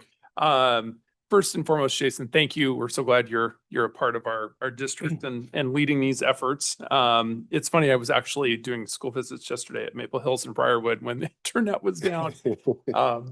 Sometimes I think maybe when I make a school visit, I bring bad luck. Internet down, power outages, those tend to follow me when I come to a school. So but a couple things on that. I think one, the staff was really resilient in terms of figuring out alternatives during the outage. But it does remind me how reliant we are on that technology. So when you talk about infrastructure and really, understanding that here across the district, I think that definitely important when we think about, again, how widely used that is. I think another piece that you noted is professional development for this technology, because this is a space that's changing so fast, so rapidly. I think about AI. You can roll, these tools out, these resources out, but if you don't have the training to necessarily support it, then it essentially falls flat. So thank you for mentioning that too. One question I had that I was reading your letter to the board related to areas of focus and this idea around the district issued computer following a student throughout their career, and I think it was high school. Remind me the time period again. Yeah, the goal will be, and we'll work on this, is you'll be issued, like a middle schooler will be issued at 6th grade, it'll fall until the 8th. And then when you become 9th grade, you're issued another device that follows you to 12th grade. To 12th grade. The purpose of that is to provide the students with ownership. That's their device. They can put some stickers on it, help identify. But once they feel ownership, they will take better care of those devices that will last longer. And it gives them a continuous experience that they see throughout the device. I think that's a great idea, because I know we've talked before about the district issued device and being the unlucky one who, the student who gets in line, who gets issued the one that's been kicked around the whole prior year. So it's great, because I think you're right. It does provide that level of ownership, and students know it's going to carry them through their entire high school career, for instance. And so they'll probably, at least hopefully, treat it with a little bit better respect. That's the goal. Yes, exactly. So thank you. Director Taylor. I have a question and 2 comments, and I apologize because my question might be clumsy, so bear with me. A lot of discussion in the deck about infrastructure upgrades. Great, which I'm fully supportive of. I do know, though, that when you start talking about infrastructure upgrades, sometimes you run into legacy systems, and that can create lots of challenges as to the extent of what your infrastructure needs, things of that nature. So I realize that, we just approved the tech levy for 2026. So this is really a question maybe looking forward to 2028. Do you see anything already that might be a significant cost for us moving forward when we start talking about infrastructure upgrades? It would be out of the norm that we as a board should maybe be thinking about budget-wise or levy planning-wise in the future that we might want to be aware of. My goal in all that, and even was help developing the levy, when they first got here, is putting everything into refresh cycles. And so it's really looking at the dollars we have and maximizing them by looking at the age of stuff and then putting everything on a cycle. So I can very easily then predict and say in 2029, this is what our expected cost will be. And so you start with your older stuff first, and you get into the cycle that will just continue on for as long as you're going to have it. And that kind of, instead of having these big spikes of like, oh my gosh, we need an extra 2 million, I've kind of mellowed that out. And so it just rides through there. And so that's the direction we're heading. That's what we're working on, whether it's even around student devices, staff refreshes, switches, access points, everything you can think of from these monitors, projectors, it all has a life cycle. And we have to manage that better so that we can smooth that line out. Oh, that's smart. That's great. Then just two comments. Love the pilot program with testing devices with the user. We should ask the user what the user wants. So I think that's fantastic. We've heard a lot of comment, I think, over the last year or two from our students about their devices. So I'm glad that you're getting that input and that there's some options. I'm really excited about that.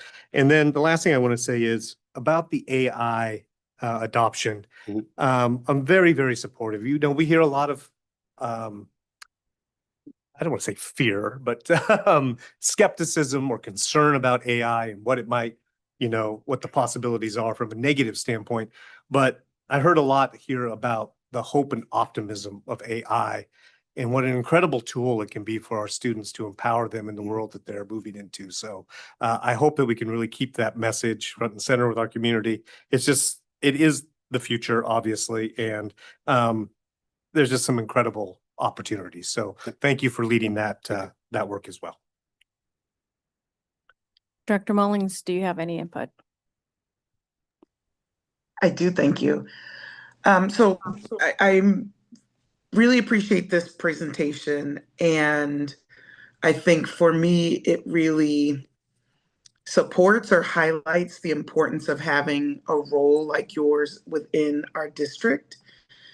In going through the material you just went through, I feel like it really gives us a very well-rounded and thorough view of our technology footprint within the district, within the district. And so I just want to take 1 second to just appreciate the thoroughness of the review, because I think that is incredibly important for what we're trying to do. And I think it shows a maturation in the approach of going from the infrastructure to security to what is on the hardware itself, to how we can enhance the experience for both our staff and our adults in the system, as well as our students. So I just really appreciate the well-rounded kind of full view of what we need to do from a technology perspective. I'll take this moment just to underscore maybe the one on here that is of the most important to me, and that all these other things have to get to, right? We have to have the infrastructure, we have to have the right hardware, we have to have the right capabilities and learning systems. But on the student experience one, the piece that, in addition to the student input, which is important, but the empowering through equitable access, for me, I think the opportunity I'm most anxious for us to get to is how are we ensuring that once we have all this technology, that we are really making sure that all of the devices that are available for assistance with learning are in use, and our students are getting access to them. And I just feel that to date we have underutilized, free resident functionality and tools to support our learners. So that's really a comment. I just have to underscore that that's really important to me as we go forward and review our progress, is how are our students accessing technologies, how are learners of all types getting to features and functionality that help them in their journey. So I just want to highlight that. So thank you. Thank you. Great. Any comments from our students? I see two. Ava, I'll let you start.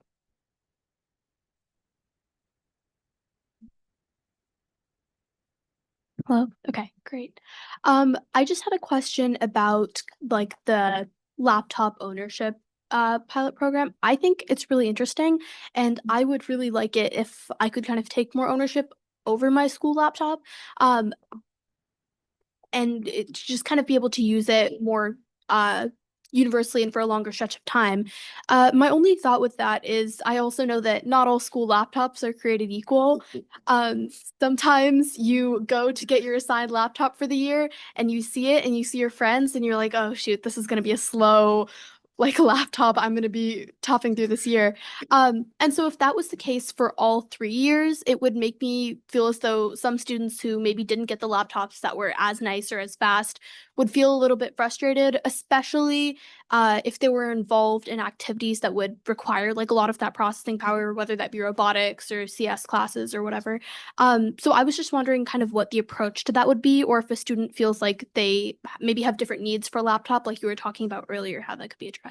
And we've actually started having some discussions. And so where you get into the processing powers, you start thinking about CTE, what programs you may need there. But the goal is once you're at, you start 9th grade out, and again, I'll have to start somewhere. I won't be able to do all this at once, and there'll be that phased approach. Once you're at 9th grade, you're issued a brand new device. The following year, whether you keep it over summer or you give it back, 10th grade, you get that same device back. We will issue that same device back to you. The same thing will happen 11th and 12th. And so that is that ownership of that device following you. So you'll know what that experience will be over those 4 years because it'll be the same device. Now, if you have a issue with it and need it repaired, we'll give you a loaner temporarily. When yours is fixed, you'll come back, give us a loaner, and then you issue back your device. So that the goal is that device follows you unless it gets really damaged and we have to truly replace it. But you'll be issued a brand new device at 9th grade that will follow you the 4 years. Very similar to how we do staff. The life cycle of a device is about 4 years. Yes. Follow up. I think maybe I didn't word that as clearly as I thought I did in my head. I would say, for example, like if you were looking at my school laptop versus like Krish's right here, I'm assuming you have a district laptop. They're both district issued devices, but like they look different, they operate slightly differently. So I just mean like in that regard, if a student feels like maybe they didn't get one that was as good and now they have that for 4 years. What I'll be able to do is on per grade level, they'll be identical. Once you start going different grade levels, because typically a vendor will only keep a laptop for about 18 months, and then they got the next version. And so I won't have that ability to provide that same one. So as it's a 9th grade, they would all be 9th grade, the same one across the entire district. Okay. And then same thing, eventually it's going to roll all the way across. So a grade level, it'll always be the same model. I just can't do that over a course of 4 years. Vendors don't provide devices that Yeah, way. yeah. Okay, got it. Thank you so much. Right. Next. Go ahead. Oh, I just wanted to comment on the introduction of new AI tools. I know that that's always like a pretty hot topic, but I think just something that I've seen within my schools is that a lot of AI tools and a lot of teachers, as was mentioned before, there are a lot of teachers are scared to use AI tools, and many are completely opposed to any form of usage of them. And I think this is something that we really want to change if we're going to implement more AI tools, because I think AI, again, is the future and it's so heavily used in offices and workplaces. So to ensure that students are ready for the future and that we're preparing them for that, I think it's so important that teachers, like all teachers, understand that AI can be used in an efficient manner and can be effective for students. So I just wanted to emphasize that point. Yeah. I agree with you 100%. Right. Thank you. I had one kind of question overall. Just really appreciate, we were very happy at this. I've been looking forward to this. So welcome to your 90+ days, the Issaquah School District. So I was wondering about, especially around infrastructure, or even some of the software that's available. Do we have restrictions from WATEC? Because I know that on the Washington State School Board, School Directors Association, they are limited to what they could do. They couldn't get, an outsourced ASM system because, that's not authorized by WATEC. So do we have the same type of things? No. Okay. We typically try to purchase things off of state contracts and things like that, but we always have the capability if we want something that's not listed, that's over certain values, to go out for RFPs and purchase things legally that, following the procedures that are outlined in the accounting manual.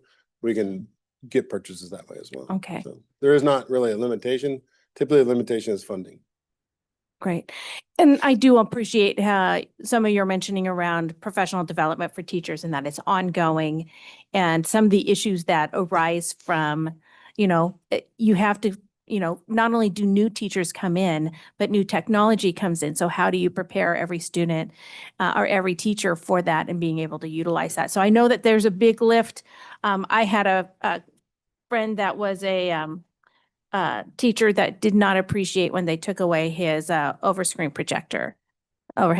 So change is difficult in some regards. And so preparing our teachers for that, I do appreciate that. Will you need additional staffing, or do you think with the staffing you have that you'll be able to do some of the things that you mentioned about servicing? I would never turn down additional staffing. But Will Martin give you staffing? To utilize what I have and really, maximize what we have. There's a great team there already. And again, just like I need to build the district and staff and that, I also need to build my team. We have a lot of great staff members that are hungry to learn more and do more. And so I really need to get them involved in things around the cybersecurity. We're already utilizing our tech specialists that are seeking degrees in that area and bringing them on board to help do that. So that is also increasing their skill level, that is building that pipeline for future staff members as well. Great, thank you. So not to let you off the hook, I think the next item on our agenda is operational expectation 15 technology. Yeah. And so I will ask very slowly for a motion. I move the board accept the monitoring report for operational expectation 15 technology, OE 15, as presented. I second. Great. All right. Are we ready for me? Yes, Okay. ready for you. All right. Good evening again, everyone. Again, my name is Jason Golick. I'm the Chief Information Technology Officer for the district. I'm joined by Rich Mellish over here and Diane Eggers, who helped prepare this report with me as well. What I want to do is just kind of read a summary of this report, and then we can kind of move into questions and answers on the report as well. This report summarizes our progress we've made over the last year, make sure our technology across our supporting learning access, daily operations for every student and staff members. Overall, the district is in compliance with OE 15 with one exception. Noted under section 15.5, this section addresses our ongoing work to maintain a safe and secure and reliable computing environment. Earlier in the 24-25 year, in the spring of 24-25, we had a limited data access incident involving a single student who was able to access some staff documentation that had sensitive student information into, which we was able to quickly contain. We reviewed the issue, notified families, and then we strengthened our systems to prevent from happening again. At the heart of this report, it shows that technology in Issaquah is much more about devices and software. And I hope some of that showed up as I was talking a little bit earlier there. It's about creating an equitable and engaging digital learning experience. And that's the experience for the students. Every student in the grades 3 through 12 now have a district issued device. Again, we'll continue to improve how those devices are issued. Every classroom is equipped with the teacher presentation station.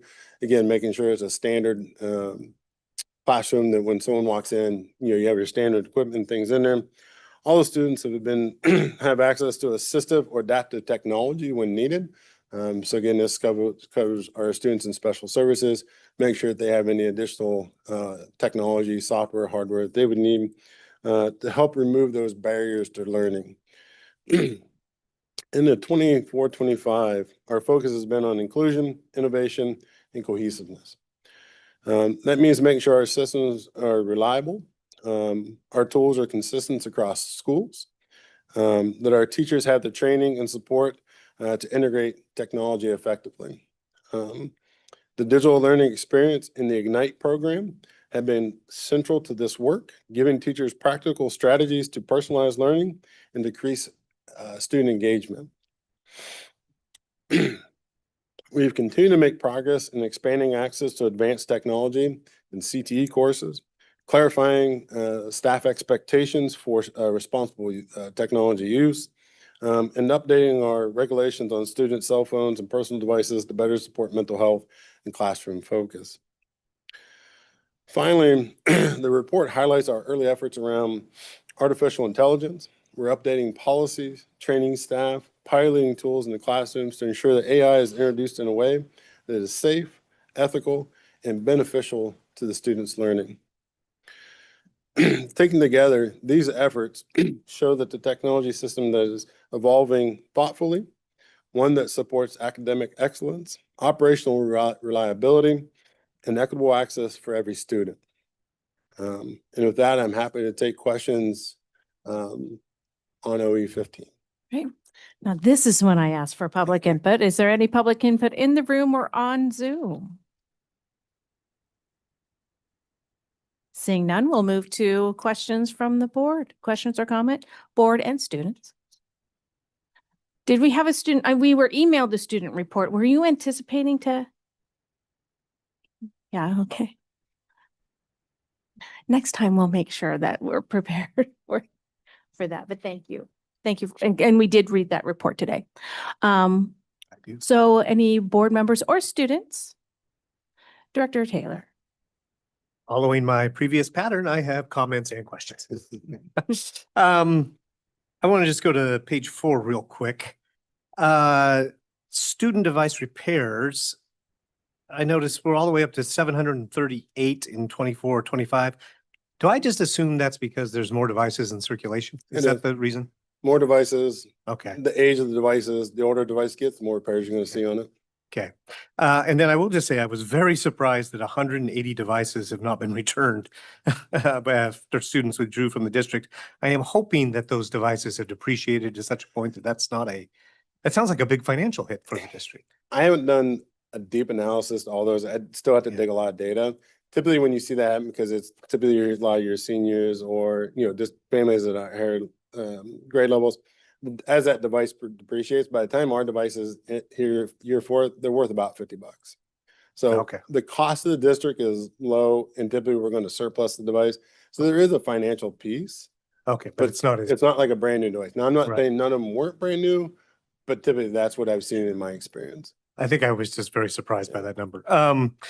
And then I want to talk a little bit on page 7 about opportunities for computer technology courses, I should say. And I actually think I make this comment to my board colleagues more than anyone. I am really surprised that computer science classes at the middle school level, which seemed absolutely foundational to technology, we're really only offering those courses at the middle school level at Pine Lake and not all of our other schools. I just find that surprising. I mean, and I wonder if there's not an opportunity there to provide more computer science 1, 2, and 3 courses across our middle schools. But again, just an observation and something I thought was interesting. Would you like Chris to? Yeah, go ahead. That'd be great. So just to clarify the data a little bit, the different schools do have some different naming conventions for their CS courses. So you'll notice there's Computer Science 1, Computer Science 2, Computer Science 3. There's the Computer Science Discoveries is also an approach to teaching computer science in there. And so there is just a mix of different naming protocols. So just to kind of highlight the data is a little bit more broad spread, but Okay. Thank you for the clarification. Yeah, appreciate that. And then again, maybe another clumsy question for me, but I'm curious. I note that the collective bargaining agreement we have with our teachers requires the staff to incorporate technology into their instruction. Love that we give a lot of flexibility to our teachers and how they do that. But I am curious, I couldn't quite connect it. I'm just curious about the digital learning experience and what that interplay is like with our teachers and what the digital learning experience provides teachers as they are trying to incorporate technology into their instruction. That just wasn't completely clear to me. I know that there was some other information here that I probably need to read. But I would just love a discussion about the intent behind that initiative and how it works, so to speak. And I'm gonna ask Diana to come up a little bit because she's been the driver for Ignite. Again, this it ties into a bunch of this, that professional development. How do we support those teachers? And me and Rich was having a conversation earlier today. We teach teachers how to use technology and we ask them to teach students. How do we continue to provide them support in what they need to be able to teach? Exactly. No offense to teachers, they're not technology experts. I'm not a teacher expert. How do we work together so that we're delivering the best we can to students? Diana, do you want to add to it? Yeah, so the digital learning experience started with the current tech levy when we implemented the one-to-one for 612. So in the first 2 years of the levy, we had required training for teachers, and we called that the digital learning experience. When that ended, working with teaching and learning and the universal design for learning that we were really leaning into in TLS, we launched our Ignite program, which is an optional program that teachers sign up to, but it aligns the UDL principles along with tech integration and continues kind of the work of the digital learning experience. But as I've been reading our reports and looking back, I'm also thinking that now we need to kind of reevaluate what do we want our students to experience in their digital learning? So maybe taking it from the PD that started that last levy and envisioning what their learning experience should be, and then how do we make that happen for our students? We've been working with our content specialists, or our math, our social studies, ELA, and figuring out how can we embed the technology that they will need to use and learn in English, and how can we embed it in math, and how can we embed it in social studies and in science, and then how does it look different? So if we have this core set of tools that everyone is familiar with and behind, like Canvas would be a core tool, our Microsoft 365 would be a core tool, Canva is one of our creative design tools. So those are all core tools that all kids have access to. But when you're taking biology, what specifically do you need to know about around technology and use to learn more around biology and learn in ELA and in social studies? So I think that's ongoing work for us and is kind of the next step that we need to take in figuring out what should every kid experience as they go through our system in kindergarten, up through 12th grade. Great. Yeah, I love that approach. It's not easy. I mean, it's No, that's very difficult. right. And we don't have overall time with our teachers around professional development as a system.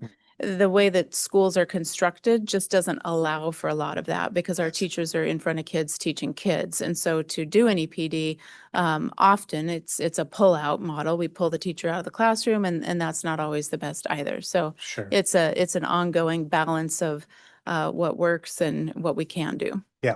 Well, yeah, and to the point, our teachers aren't technologists. Well, some of them probably are, but most of them aren't. And so any support that we can give them, is fantastic. So thank you for that work. Last point I want to make is, again, a small point. I note on page 14, when we look at monitoring enforcement, that inappropriate computer use and misuse of the internet is down, which makes me think that our instruction to our students about how to use our technology is maybe paying off. So that's it. Thank you. Thank you. Dr. Coyne, any? Director Mullings, any comments? Hearing none from our students. Yeah, well, I wanted, we actually had so much of a conversation on the last agenda item. This doesn't surprise me. I did want to say Ava had a great item in her report saying we talk about in our language, we utilize the words, I'm trying to look for it, technologically rigorous. Without really defining what we mean by that. So I thought that was interesting that the students are like, I don't know what that means. So I don't know if you wanted to talk a little bit about that. And I did want to go back to the middle school offerings. I'm glad look, Stephen, you're right where I want to be.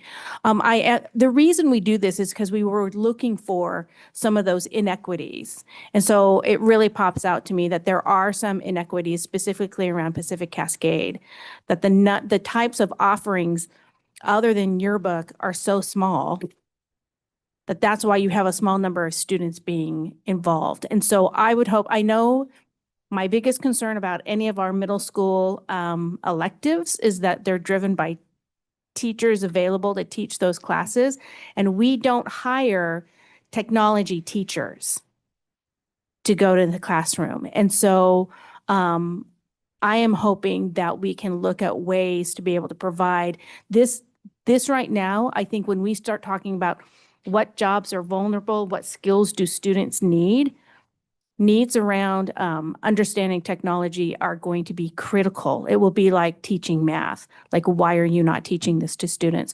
So I am concerned around the inequities at the middle school. Do you want to address the rigorous course question she had, Rich, or like how we define? How do you define? Yeah, When we you know, say so technologically rigorous? yeah, so in the report, we defined it a couple different ways. One is very loosely and one is a little bit more tight. And we do recognize that we're looking for technologically rigorous courses. In a classic sense, in the high school, when we listed the CTE courses, we said, we have categories of courses. We said, let's look at communication technology, engineering design, and information technology. So those courses that fit in those three categories, we called those technologically rigorous courses. In the elementary and middle school, those have a lot to do with design and industry. They have to do with the understanding of the computer technology. And so there's some building blocks section that we have there that say we build towards those. So do I consider woodshop a technologically rigorous course? Not in and of itself. Do we hear students who are exploring how to design and understand how materials fit together and then later go into engineering design and other courses? Yes, we do see that as a common pathway. So there's a range of development of how rigorous technologically it is as you go from kindergarten up to 12th grade. And by high school, we're holding ourselves to a pretty high standard of what technologically rigorous means in terms of the integration of technology and design. Right. Thank you. So I'm putting a note for myself for the board because I don't think this will happen in the next 7 weeks. But I would suggest on 15.3 that there be an alteration to say provide equitable access to advanced technologically rigorous courses for students. Because I think if you're going to get at the compliance around middle school, we will have to be explicit.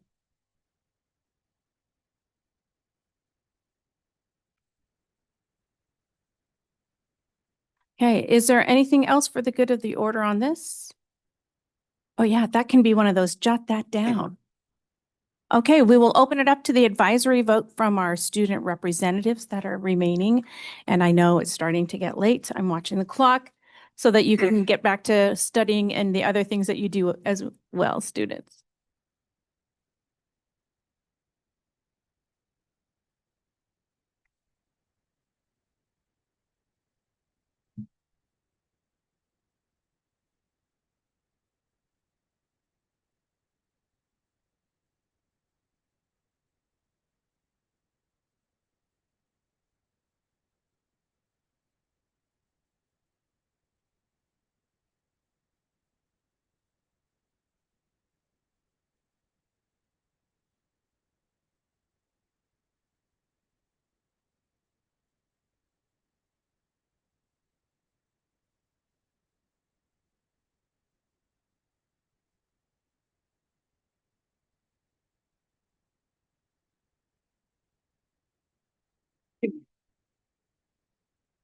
Right.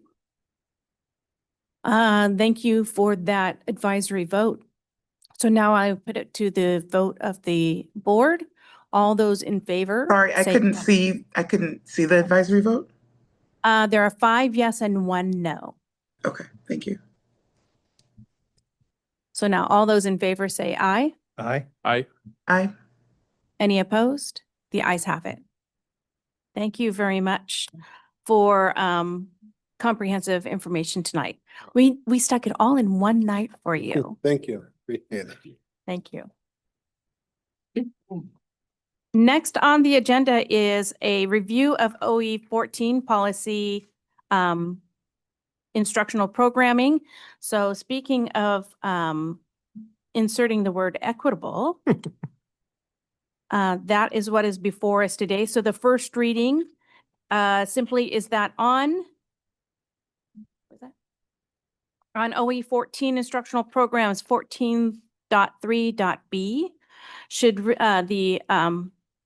the recommended change is that it would read courses providing the opportunity for students to accelerate learning that leads to equitable college credit earning opportunities starting in 9th grade, including advanced placement and college in the high school courses at all comprehensive high schools, while facilitating access for all students to unique opportunities and course offerings at each individual high school.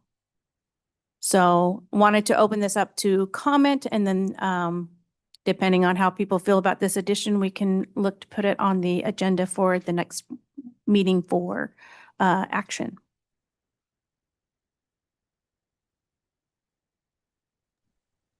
Because we are not taking action today, we didn't put it on the agenda for action.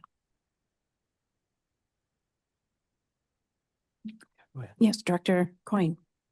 All right. Well, I think I want to, I guess, understand what this means and what it doesn't mean. And what this change specifically speaks to is equitable access to college credit earning opportunities. So I think we want to be careful around this maybe being confused with sameness. I think that we, as part of this and as a board, appreciate the different options that are available that are listed here, be it AP, college and the high school, IB, all have value in our district, and I don't want to lose sight of that. I think this change specifically is just making sure that we have equitable college credit earning opportunities at each of the schools. So it doesn't diminish programs that are currently in place. It would just broaden that opportunity for college credit earning opportunities. So I just wanted to make that clear because that's how I'm looking at it. Not diminishing anything that we currently have in place. It would simply be just offering college credit earning opportunities. Okay. Any other comments? No, I mean, I think that's the intent. And I think the concern is that currently, as I think Director Gallinger pointed out in our last meeting, that there's a potential that somebody at IHS could earn more college credit now, therefore lessening their potential college tuition bill down the line versus a student at Skyline. And we just want to try, and or Liberty, we just want to try to make sure that we can even that playing field as much as we can. But to your point, it's not about sameness. I mean, I don't view it that way. So I think your point's well taken. Yeah. Well, and I think, maybe I'll just add to it too. I mean, I think we have distinct programs across our district, and I think they're strong. And I think we want to continue to showcase those. Again, this is again adding, offering that equitability, those equitable opportunities across the district, and for college earning credit. And I think one of the things specifically that I think about with each of these is they're unique. I know, there's oftentimes conversation we think about, gosh, well, at Skyline specifically that's offering IB, an option might be to do running start if you want more college credit earning opportunities. I think we have to remember, though, that's different. Nothing bad about it, but that is not going to replace the potential of what you would get in terms of college credit earning from AP. Again, I think we want those equitable opportunities across all of our schools, while still, again, showcasing the good options that we have across the district.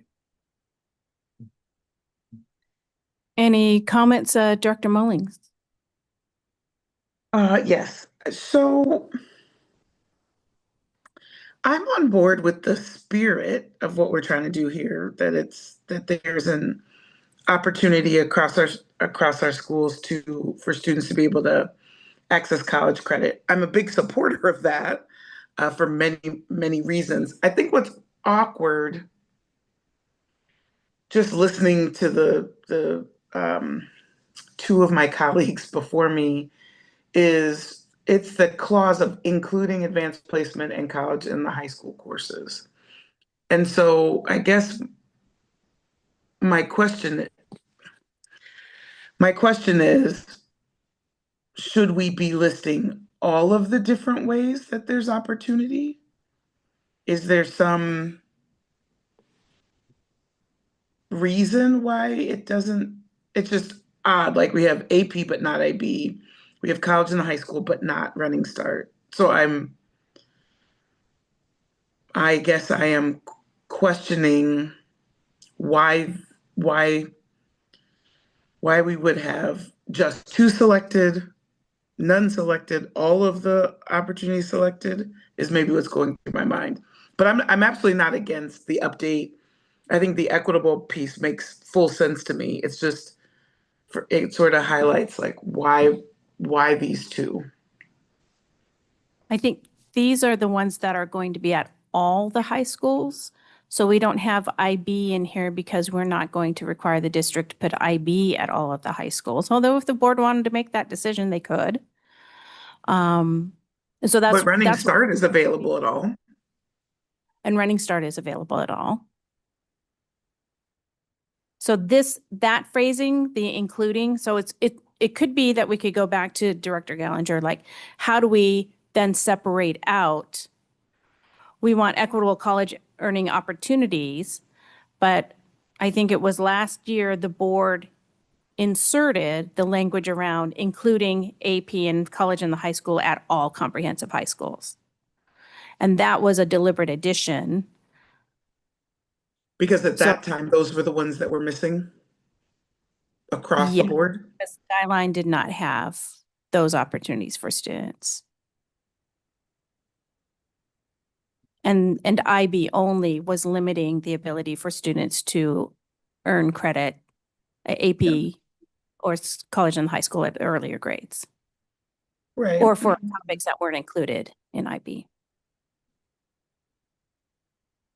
So I can take that back to Director Gallinger if there is concerns that there needs to be some separating out of those two clauses.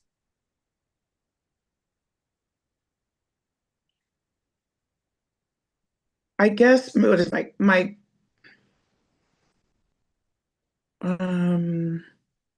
guess I just want to make sure we're addressing the core issue. And so if it's equitable that I guess I personally would like to figure out a way for non-Skyline students to access IB. So is it here, is it about ensuring that every school should just have these two, just as an intent perspective?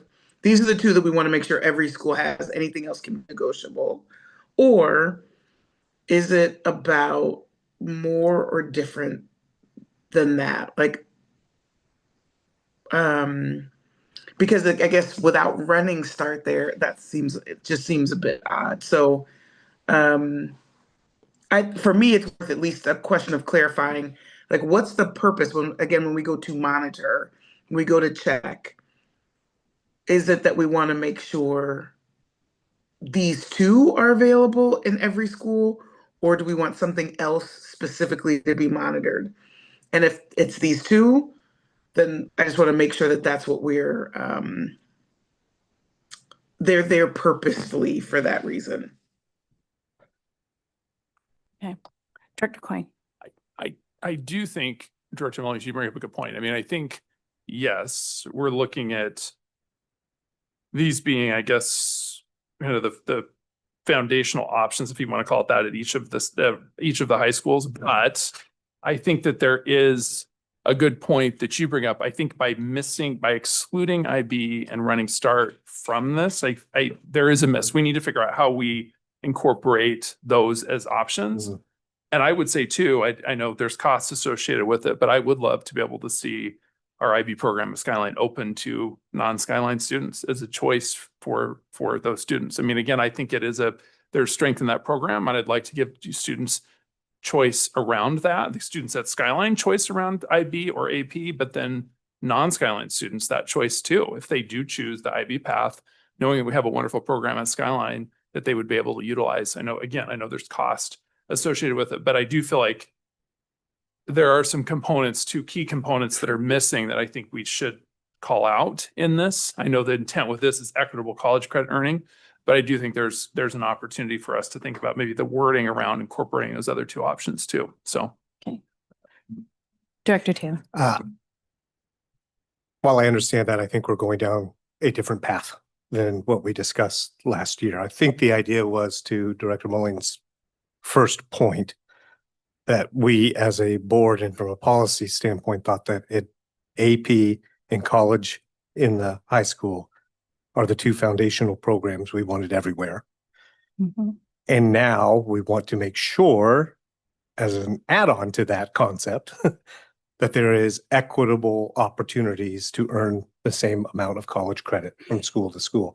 Now, that's a different conversation I'm willing to have about IB, and I understand opening that perhaps. I think we're saying the same thing though. But that's a big adjustment for the district, I think, to start thinking about IB everywhere now too. So or the availability of it. So I would just go back to, I understand that discussion, don't mind having that discussion. I don't think that discussion is for here. Yes, go ahead. Thank you for bringing up, Director Mullings, the question of monitoring, because I would want to know what would be the ideal evidence that would then address, because I do think there's maybe two things that are coming to light here in this conversation about this particular item, the 14.3B. What would be the evidence that shows equitable college credit earning opportunities? Because to some extent, there's a lot of variables. What if we can't run a course one year? Does that, because of a lack of interest, does that mean we are then out of compliance? Because that's not, what am I trying to work towards as a district with my team and our high school principals and their team? So there's a question there around what does that evidence look like that would then meet this? Because it's very binary. This is either you're meeting or not because of it, or there's exceptions to this. So that's number one. The second question is actually just building on what was being discussed, which is I am hearing this question, this comment around foundational, right? So I want to detether what's expected for consistent at all, which I think we're starting to get to greater clarity on, which is helpful. But then what happens after that? Because then the rest of the sentence is like also facilitate access for all students to unique opportunities and course offerings. So I'm trying to square uniqueness with consistency with equitable all in one bucket. And so this conversation is moving towards I have a legitimate question, how do we detether some of these concepts to make them very clear? And then what evidence would be what shows that we are meeting that expectation? But I would go back to, I don't think equitable doesn't mean sameness. So I think there is flexibility in what that evidence might look like. It's about fairness. And I think what we discussed is the fact that currently we do not feel that those opportunities are fair across, in particular, IHS and Skyline, meaning a child going to Skyline has more opportunity to graduate out of that school with more college credit in their hip pocket. No, it's the other way around. Other way around. Yeah, sorry. Yes. Yes, thank you. And that is not fair, which is equitable. To me, the meaning of equitable is fairness, not sameness. So you see what I'm saying? I think then the evidence is in a range, is not a black and white. It's all grouped together though. I mean, that's the hard part though, because you could see sameness from how this is grouped together under 14.3B when we talk about equitable. Let me go back. And then, yeah. Is somebody willing to work with Director Gallinger in improving this section to better meet the needs of this discussion. Yeah, I am, because what's going through my head is that I think that last piece that was just said, the sameness, like we're combining in B too many things. And so what I would be happy to work on is like a B and a C, one that's about equitable access, full stop, and the other one that is about recognizing that we have opportunities for similar foundational programs and unique offerings across our high schools. That's what goes through my mind, because I think having it all in one for me is what is not. I like that idea. I think that's a good point. It's true. They are two separate concepts. And I think that is where that sameness feeling comes, because it is all combined. I'm willing to help too with that as well. Yeah. Well, I can only have two people working on That's it. right. That's true. So send me your ideas. Send me your I will ideas. give it. I will Or give I'll it to send you mine. Director Mullins. Yeah, I will give it to Director Mullins to work with Director Gallinger. Okay. On that. I did want to hear from the students, your thoughts on this, if you have any. Go ahead. Viday, go ahead. Into the microphone. I know that this topic is specifically like a topic of discussion, or not discussion, but like pertinent to like the teachers at Skyline. I know a lot of IB humanities and a lot of IB teachers like believe strongly in their curriculum. And so I guess I kind of wanted to just ask, I don't think like IB going to everywhere was like the topic of this discussion, but I think it got brought up. And I just kind of wanted to like ask, since like IB is such like a like whole together curriculum, and since it's like all like integrated, like if students were to be able to like have access to like Skyline's IB courses, would they like, how would that look? I mean, I guess if this isn't the topic of today's discussion, then that's okay too. But if like Skyline is such like or not Skyline, IB is such a like a whole curriculum, I feel like it would be hard to integrate just like a portion of it towards all the other schools, especially because like the diploma and everything, it has all these aspects, and to try and go like halvesies with it with AP wouldn't really, I don't think like any of the IB teachers would like believe that is how the curriculum is meant to be experienced. Yeah. So I guess I just had a question about like. So yeah, we definitely are not addressing specifically IB. I would say to some of your comments that we've been told by IB teachers that students don't have to take all of the issues. So not every IB student taking an IB class is on the IB diploma path. And so that is one of the things that if there is flexibility in that not everything, not every student is driving towards an IB diploma, then what are their other options utilizing AP as well that can begin at the earlier grades? Because the thing about IB is you cannot take it until 11th grade. But we know even at Liberty, 40% of students by the time they're finished with 10th grade have earned college credit. 40%. So that puts Skyline at a great disadvantage. Rex. Yeah, I think that's where my concerns were also when we're reading 14.3B, when it says only the advanced placement college and high school courses, and then combined with what Director Mullings brought up with the exclusion of IB programs, CTE programs, Running Start, etc.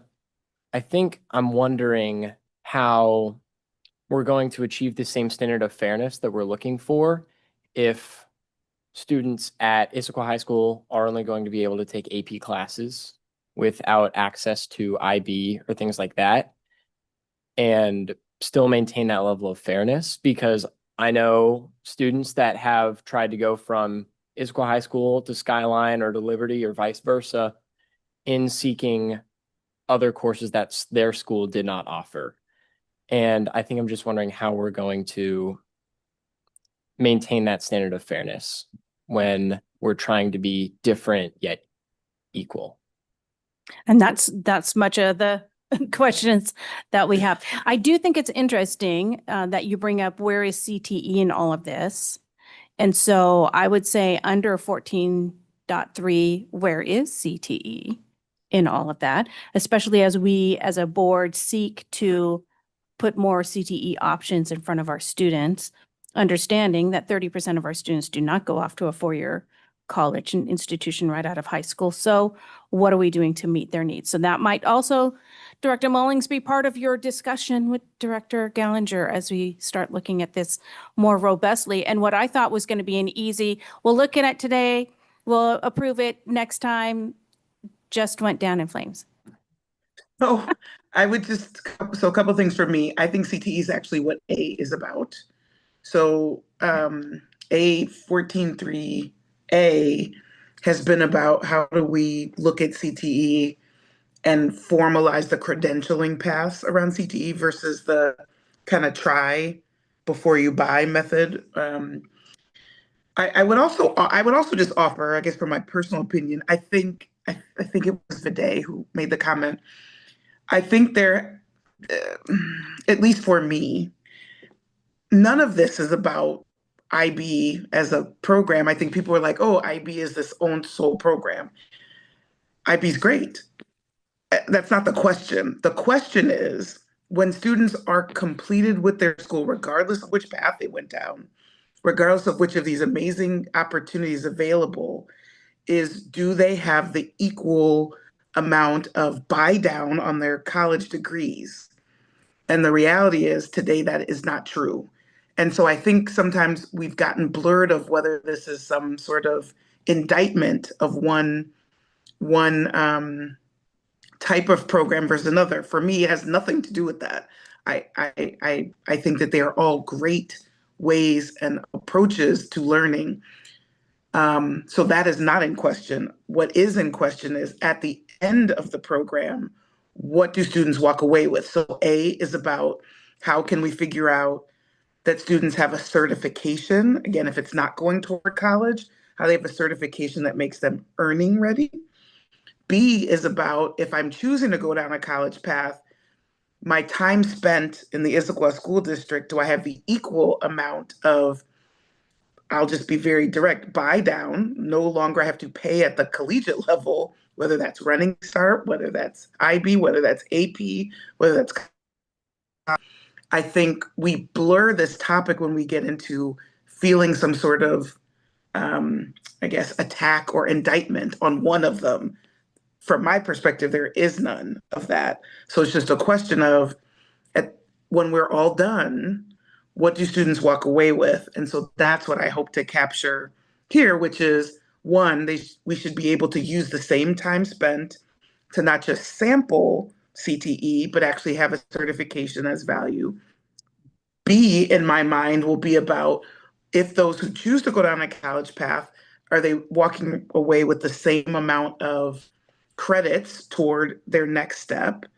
And then C would be more about, are we allowing for a level of uniqueness, including, which is hard to do and we don't know how to do yet, if someone is going to Liberty, but really, as an example, really wants the IB experience, is that something we can provide?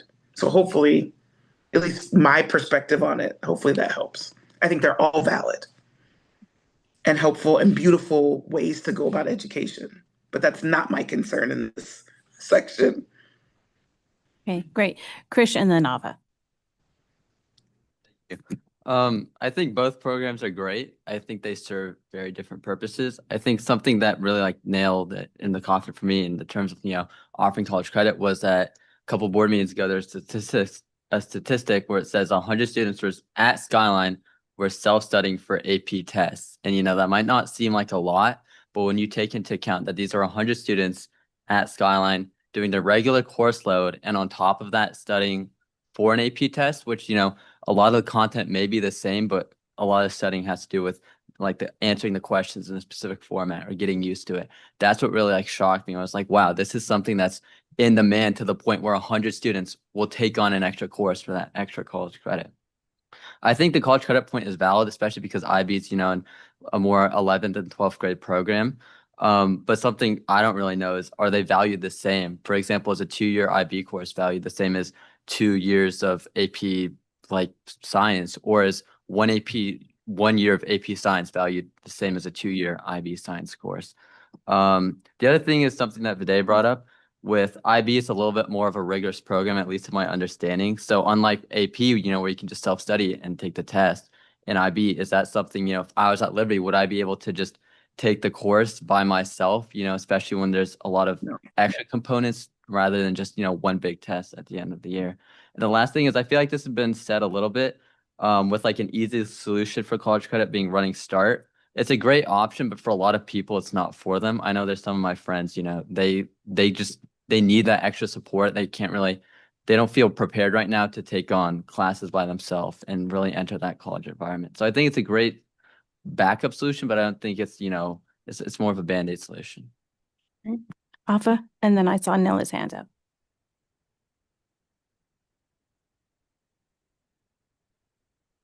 Okay, sorry, that took a second. I think I'm just kind of echoing a lot of the same ideas. Primarily, I think that sometimes it almost feels as if we forget that we as students don't choose our feeder patterns or the kind of educational system that our high school is going to have. And they're all really interesting systems that serve different purposes.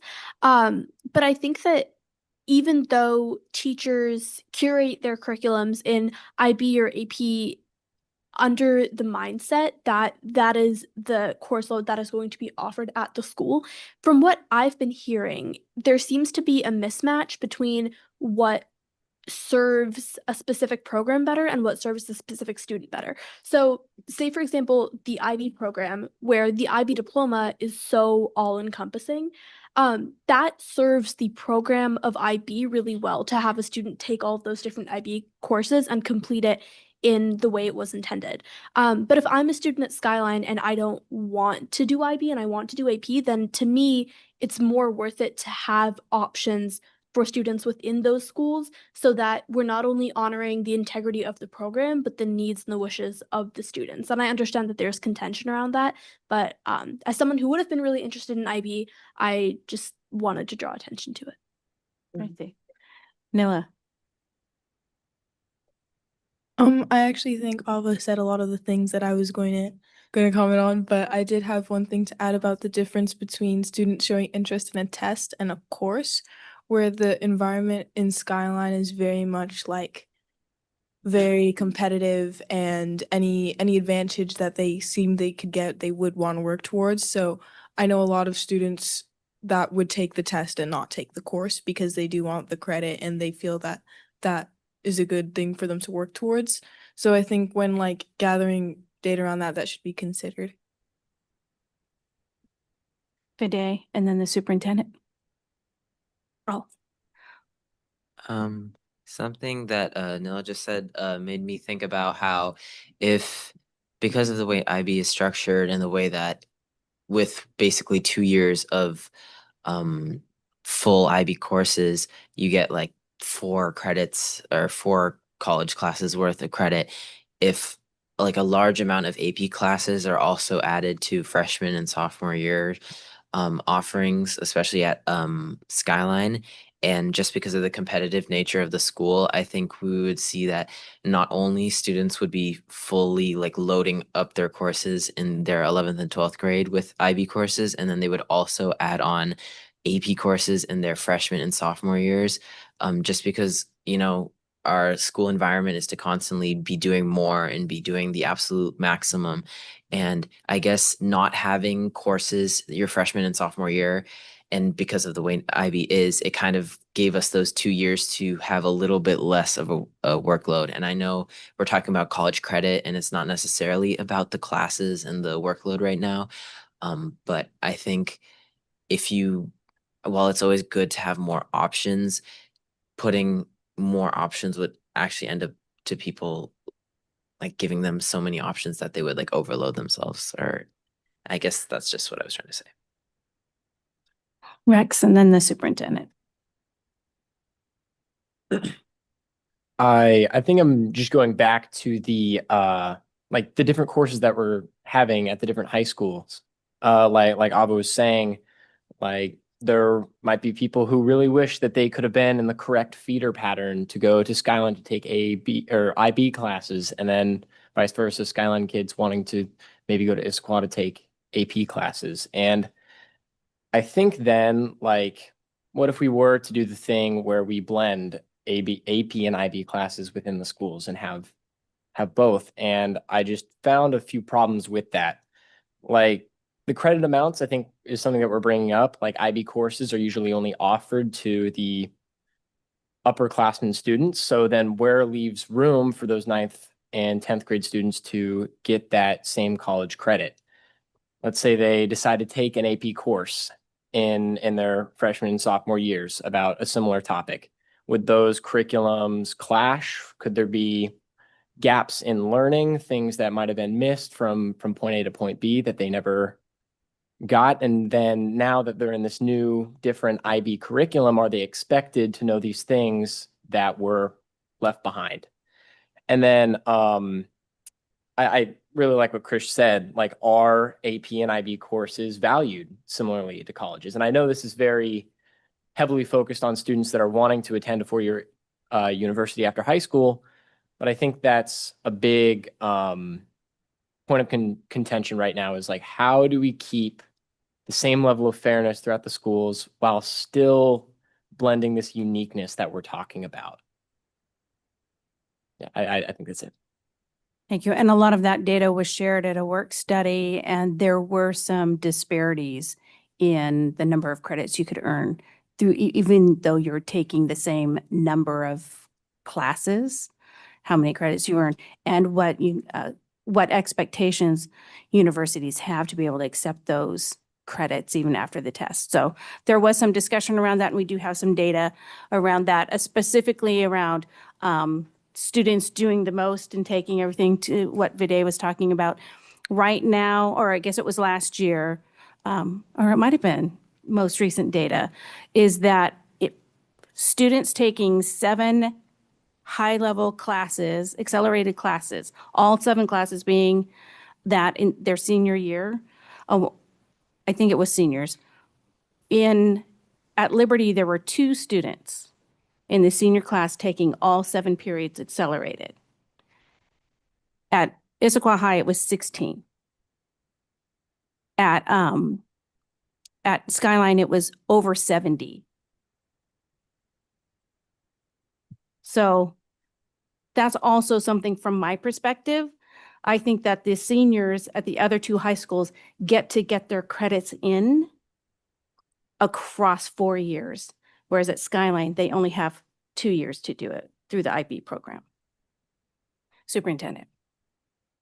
Thanks. I think the terminology will be helpful to get clear in this next round in terms of because fairness is a new concept that was introduced to the language here from a policy level, but sameness versus or foundational or equitable, I think those are all different terms. So I think getting clear on that would be very helpful for which part of the ABC, right, is included here for 14.3. So technically, I just want to address this. Technically, we have an intra-district transfer process. So if you don't live in your feeder pattern, you could, in theory, right, request to go to a different school. Now, how reasonable is that in terms of your own schedule, going from the Renton Highlands all the way up to Sammamish? That's a long commute. And that's we're 110 square miles of the school district. So there's a sort of physical barrier to actually maybe even if you were offered a spot at a different school that could actually enhance that. You also would then potentially lose your neighborhood feeder pattern friends and then be in a different social peer group. But technically you have that option. The challenge though that does exist is that our schools are closed right now to transfers because we're so overcrowded at Skyline and at Issaquah High. So we have this structural and actually volume barrier to actually having that kind of access across the whole district to be able to have an intra-district approval. So that is a challenge. That sort of speaks to, well, then is there equitable access? And the answer is right now, no, because of all these other factors.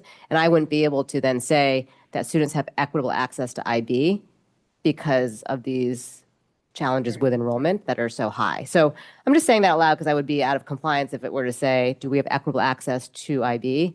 And the answer is right now, technically no, but there is that technical choice option. So appreciate the discussion, and I look forward to the next round of words. And I'll also say that based on research that I did last year, Liberty is also overcrowded. Yeah, sorry. And I think, yes, Superintendent, I think you make an important point, which is why for me, I want to make sure what we're saying is it's equitable access to credits, not necessarily equitable access to specific programs, which is why I get pause from the way it's written at the moment. I may think about that differently tomorrow, but I think there's something in there that we have to solve those two problems separately, and one of them is building a new high school. So I just think there's some pieces in there for us. Yeah. Thank you for this discussion, and I look forward to the results from Director Gallinger and Director Mullings' work together. That will probably need more than a 5-minute conversation, I'm guessing. So with that, we will move to our next agenda item, if I can bring up my agenda again. We are at, yes, and as the students take a break, you are welcome to leave now if you need to get to studying for those AP and IB classes. Our next item is legislative matters. Nothing at this time.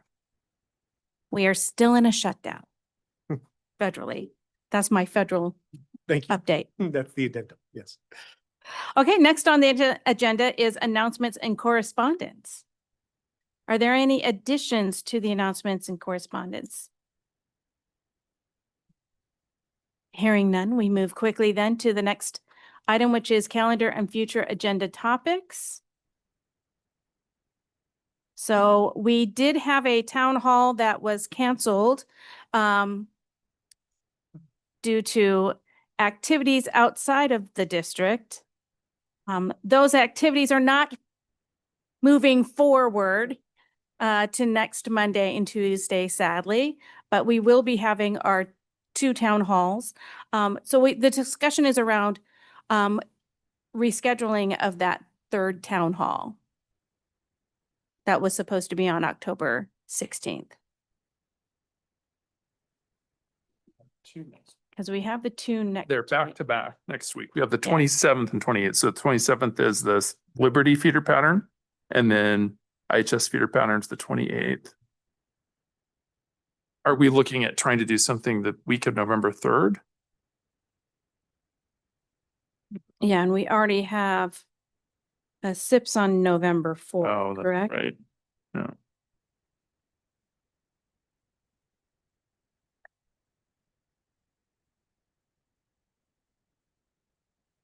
What about November 10th or 11th? Because we're hosting on or did we want to do a Wednesday for a different night? Well, we've got Veterans Day though on the 11th. Oh, that's true. I would worry a bit too. We'd have folks maybe kind of extending that Yeah. vacation time around that. So that might not be a good week. And we have WASDA then the week of the end of the week of the 17th, but I wonder the beginning of that week. Right. The 17th or 18th? That's a busy week for us. No.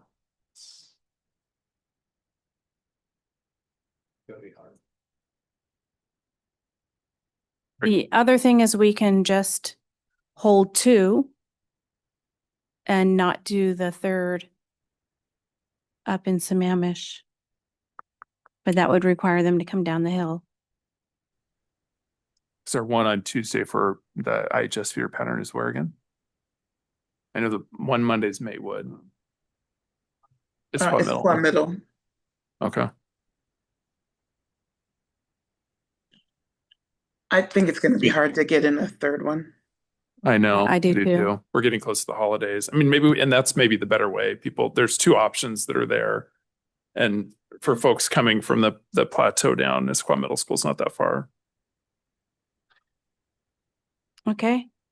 So that, I think, is the input from the board, is that we maintain the 2 on this coming Monday, the 27th at Maywood, and on the 28th at Issaquah Middle.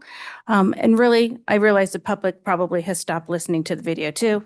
But it's important to say that these town halls are specifically around our profile of a graduate, and we want to hear from the public about those durable skills and are we on the right track with that work as we move forward with it, because that will feed into our strategic plan. So it's really important for us to get that grounded as we then move into looking at the strategic plan and moving into, kind of resetting that for a new round.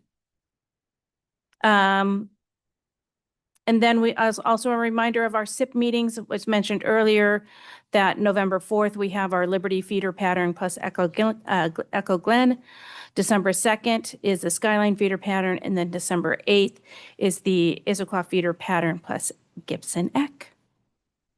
Any other items for future agenda topics that you want to include?